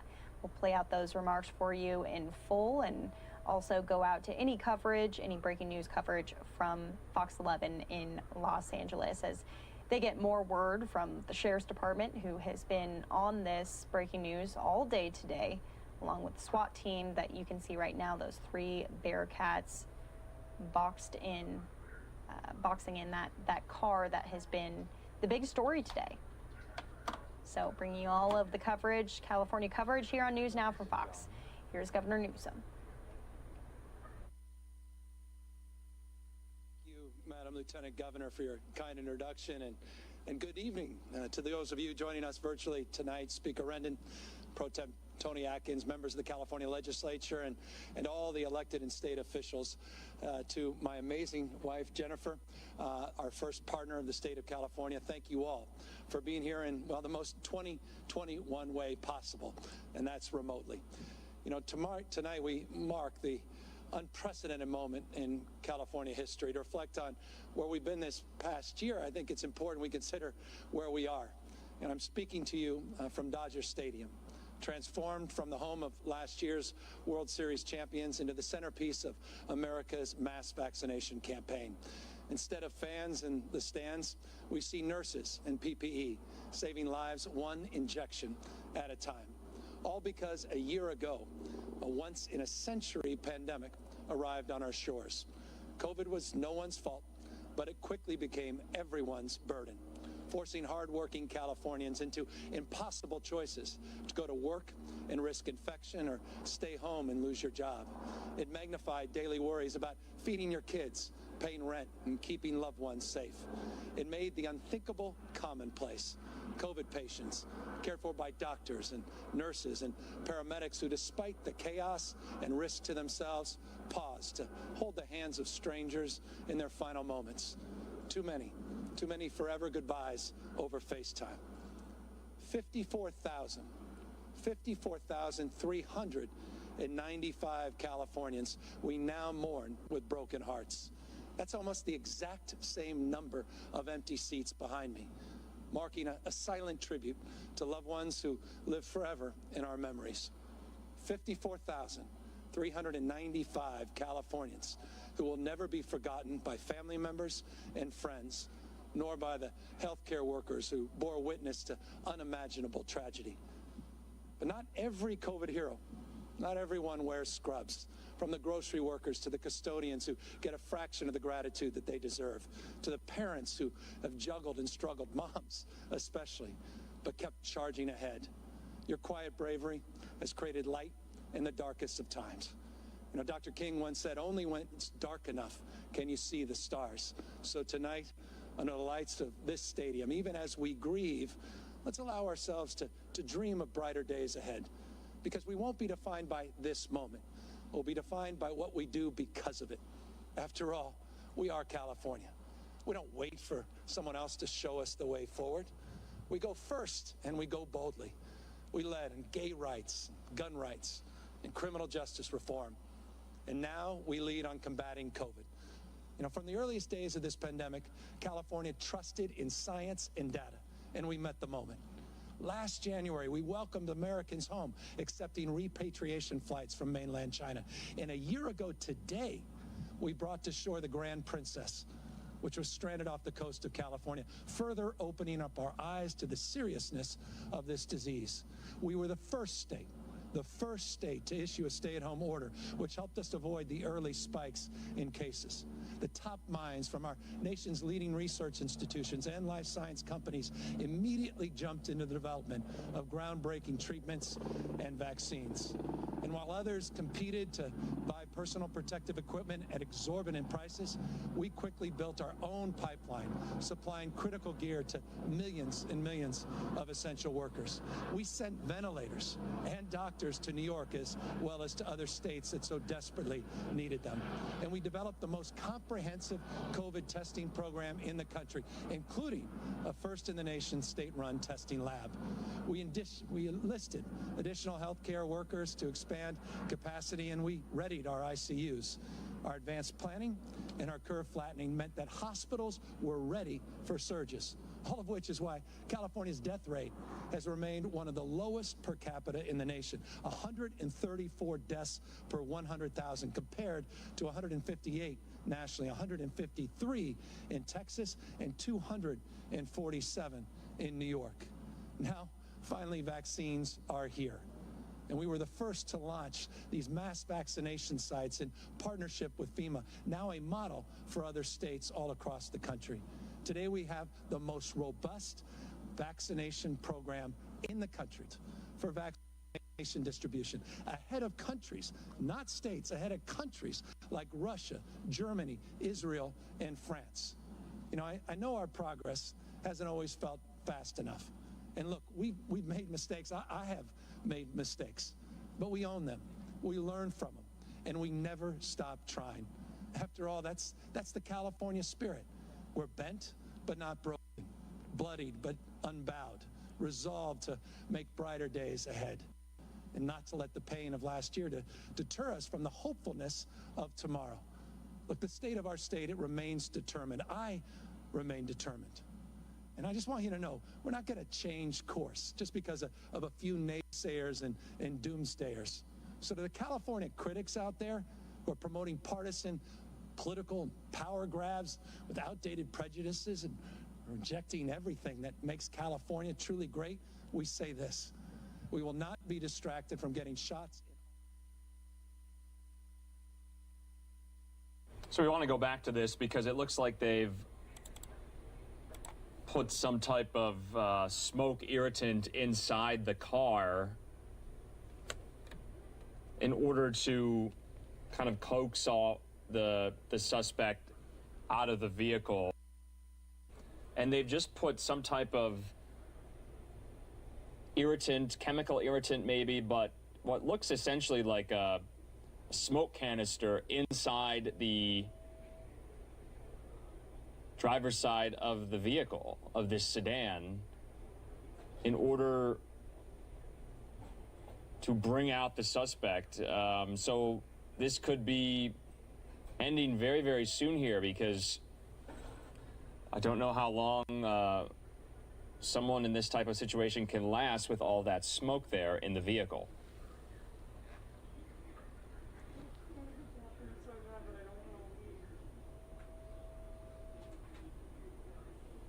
This is Andrew Kraft here with News Now from Fox, taking over from my colleague Daytona Everett, who's been doing such a great job narrating this. But there, yet again, is now another development, because you just saw them kind of with a pull there, put this smoke canister or some irritant of some type into the driver's side vehicle, or window rather.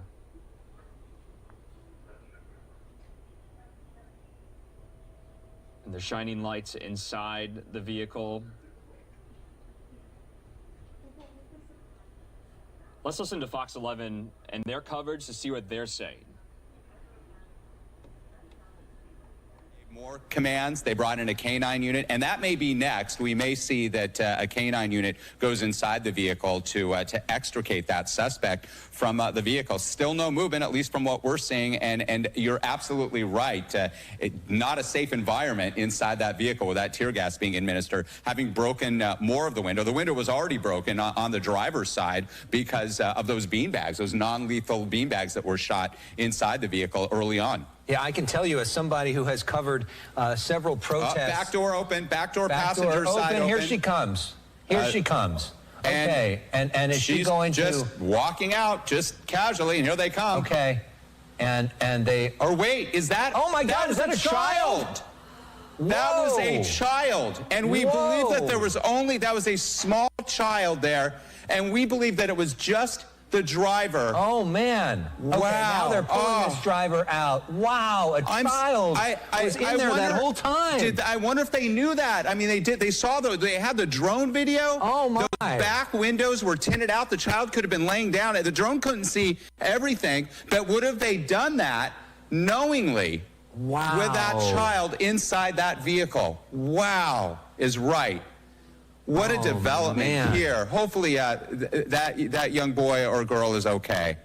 And you think about that child's health. Did they pull the driver out, or does the driver still... I haven't seen the movement, but you can see now SWAT is definitely, they're making Okay, so now we see the front door is open. Illuminating. They're looking at, and we had seen this driver constantly going through a whole bunch of stuff. That's right. And so you wonder if this is like a hoarder's vehicle with a lot of stuff in that front. You can see it looks like that. Here's a live picture. Wow, you see what looks like some medical care now being administered. Well, maybe that was the driver, and just small stature. Possibly. Because they're not detaining. They're not detaining. Look, they're providing comfort. They just pat her. If that was the driver, the suspect, they would not be treating that individual that way. But yet they're still focused inside this. They would have handcuffed. They would have likely tackled that individual. Usually, that's what we see. Unless they know more about this individual than we do, which presumably they do. Again, detaining though, handcuffing a suspect, doing something. And if it is a female, it's typically female deputies that would do that. That's proper procedure there. Wow, and there's another live picture again, and they're talking. They're this individual, and that individual is obviously distressed. Yeah, they're not detaining them. If it's a child or not, it's unclear at this time. It appeared that it may have been. And Marla Tejas, who began our coverage on this back at around 3:30 this afternoon, joining our coverage now. Marla, your thoughts as you see this? Well, I am trying to confirm if, in fact, that is a child. That was just stunning to see that, if that really is the case, to consider all the trauma person had been through since this started. We took it on the air, as Alex just said, about 3:30 this afternoon with Rick Dickert, and here we are almost 4 hours later. But all of those collisions and the bumper cars and everything, and then the tear gas and the Bearcats, how frightening that must be. So I'm trying to get confirmation right now if in fact, because now it looks like perhaps that individual could be handcuffed, and that individual is handcuffed, and that could be the suspect. That could very well have been the suspect. Well, and we saw that white sweatshirt. That's right. So that's right. So it may just be a really small woman, and she came out the back seat there, and they may know. I mean, it appears that they may have known a bit more about this individual, how distraught, and she clearly looks distraught at this time, and that standoff. But the way that they handled it was unique in that typically when a long standoff like that goes down and you see all of what unfolded or could have been tragic, that they would have handled it a little bit more aggressively. Well, and we have a mental health expert with us, Dr. Drew Pinsky, our co-host. Dr. Drew, when you see this and you think about some of the mental health challenges at play here for these officers and all the different training that these deputies have been through to deal with people with mental health challenges as well. To me, it's a good sign. I mean, it doesn't do anything for this woman to tackle her. She's going to have to suffer the consequences of her actions, regardless of what the cause of this is. For them to add to the physical harm will not have accomplished a darn thing. I'm sort of happy to see them handle her a little bit carefully because she's clearly not well, right? Somebody's sick. And it's not okay to be that sick and not okay to behave like that. But tackling her wouldn't have done a damn thing. Well, okay, so it does look like there are two people here. You got one person who's on the sidewalk, and then you have one person who's on the Bearcat. So it is possible that there was a second person, plastic, like a tarp of some sort, to keep that individual It is warm. possible that our initial gut instinct, which was that there was some sort of child that came out of there that's being treated clearly talking to somebody differently than the suspect who's in handcuffs and wearing the white sweatshirt there. They're clearly talking to, communicating, and the gestures that we saw with the SWAT team members there at the individual sitting on the back of the Bearcat was comforting, patting on the back, not handcuffing, not detaining. So there may have been, and all our indication was at the beginning, Alex, Marla, was that there was just the driver. Correct? That's the information we got. Yeah, that early on, we heard it was just a sole occupant inside that Nissan. But it was tinted. The windows were tinted, especially the back windows, and that person could have been, whether it be a child or young adult, we don't know yet, laying down in the back seat. But clearly, it was on the opposite side, the passenger side, on the right side of the vehicle, that back door opened and that first person came out. And they may have known that by the drone video. It's possible, or they may not have. It's surprising that they would have shot that tear gas in there if they knew it was a minor, a child, or anybody else. It could have been held against their will. All right. Well, the good news is here that it appears that there is a peaceful conclusion to what happened here. The other good news is it appears that that child is okay. The suspect is now in custody. Hopefully that suspect can get the help that she needs, and that nobody was seriously hurt despite all of the different traffic collisions here. But what a pursuit, what an ending here. And there's the suspect being taken into custody. There is that suspect being taken into custody. Our Coco McAvoy is going to be on the scene at 10 o'clock. We got a lot of questions for the officers there. Yes. We're going to try to get some answers at 10. More of the Fox 11 News special report, though, when we come back. Spring is finally here, and you're just itching. This is Andrew Kraft once again back here. Fox 11 went there into commercial, but we've been following this better part of the last 3 hours here now. And it looks like it is over. The driver of that vehicle, as the smoke was filling the inside of the car, got out of the back door, opened it, ran out, and one of the SWAT team members picked her up and put her over his shoulder.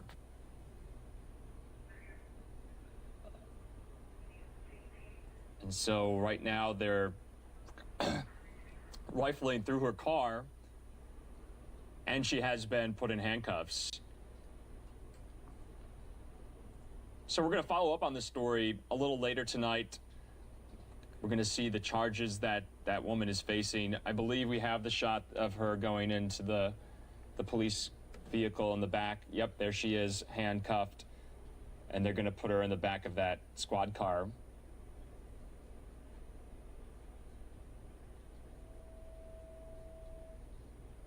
Just a dramatic scene that is finally over.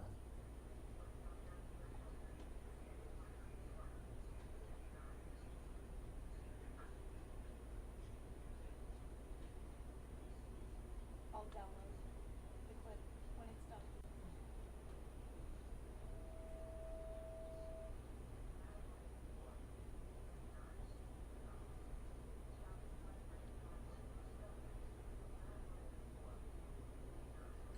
And you saw the Bearcats from the SWAT team surround the vehicle slowly but surely, very, very methodically.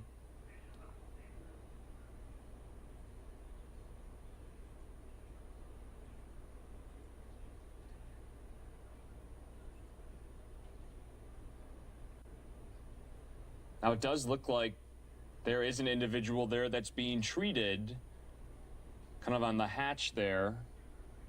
But we also just saw another individual being put in the back of the squad car. So Fox 11, their anchors, they might be right. There might have been two people in the car.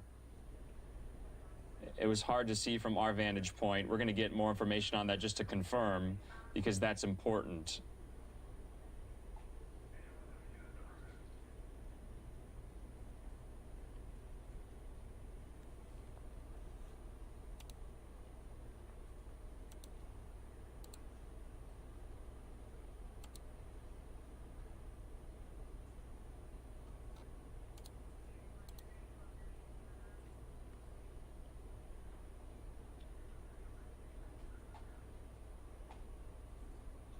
And we realize now that this scene is over, we do want to play out for you probably the last 5 to 7 minutes of what exactly has just transpired. For those of you who might not have seen it or might just be coming to News Now right now, we want to show you what exactly went down, because we know we've been on this story for several hours.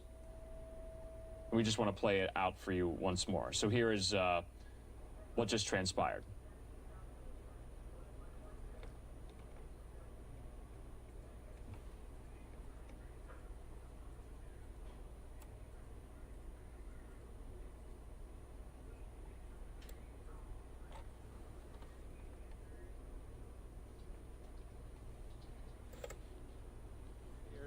And doomsdayers. So to the California critics out there who are promoting partisan political power grabs with outdated prejudices and rejecting everything that makes California truly great, we say this: we will not be distracted from getting shots.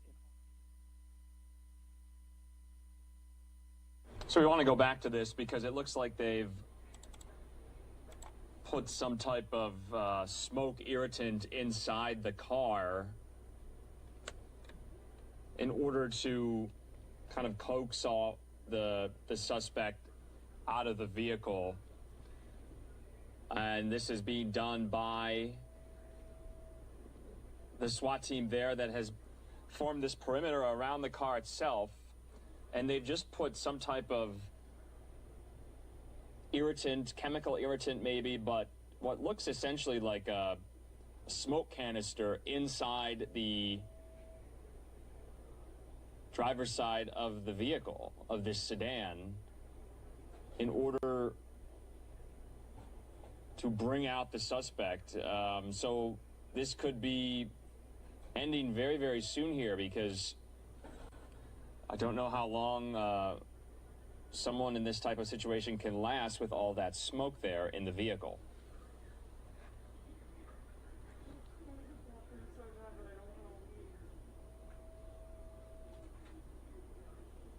This is Andrew Kraft here with News Now from Fox, taking over from my colleague Daytona Everett, who's been doing such a great job narrating this. But there, yet again, is now another development, because you just saw them kind of with a pull there, put this smoke canister or some irritant of some type into the driver's side vehicle, or window rather.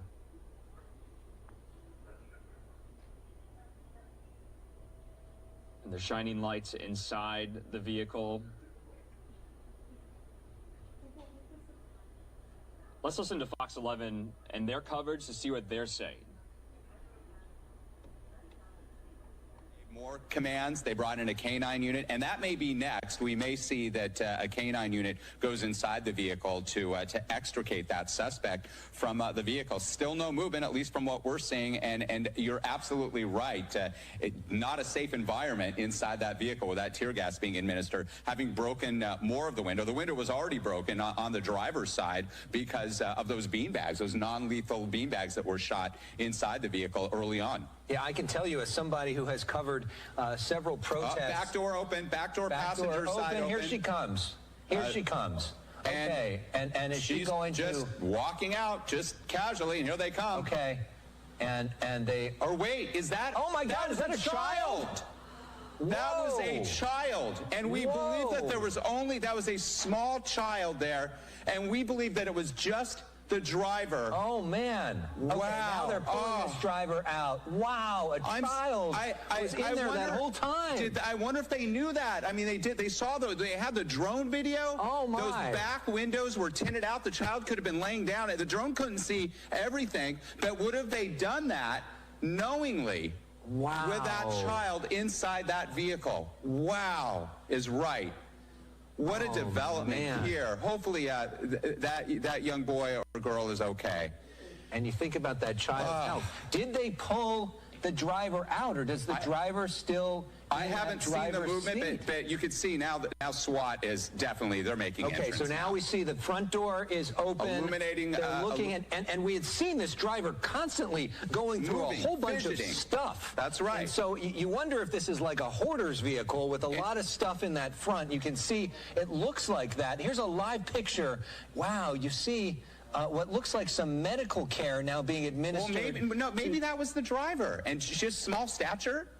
Possibly. Possibly. Because they're not detaining. They're not detaining. Look, they're providing comfort. They just pat her. If that was the driver, the suspect, they would not be treating that individual that way. But yet they're, man, and they're still focused inside this. They would have handcuffed. They would have likely tackled that individual. Usually, that's what we see. Unless they know more about this individual than we do, which presumably they do. Again, detaining though, handcuffing a suspect, doing something. And if it is a female, it's typically female deputies that would do that. That's proper procedure there.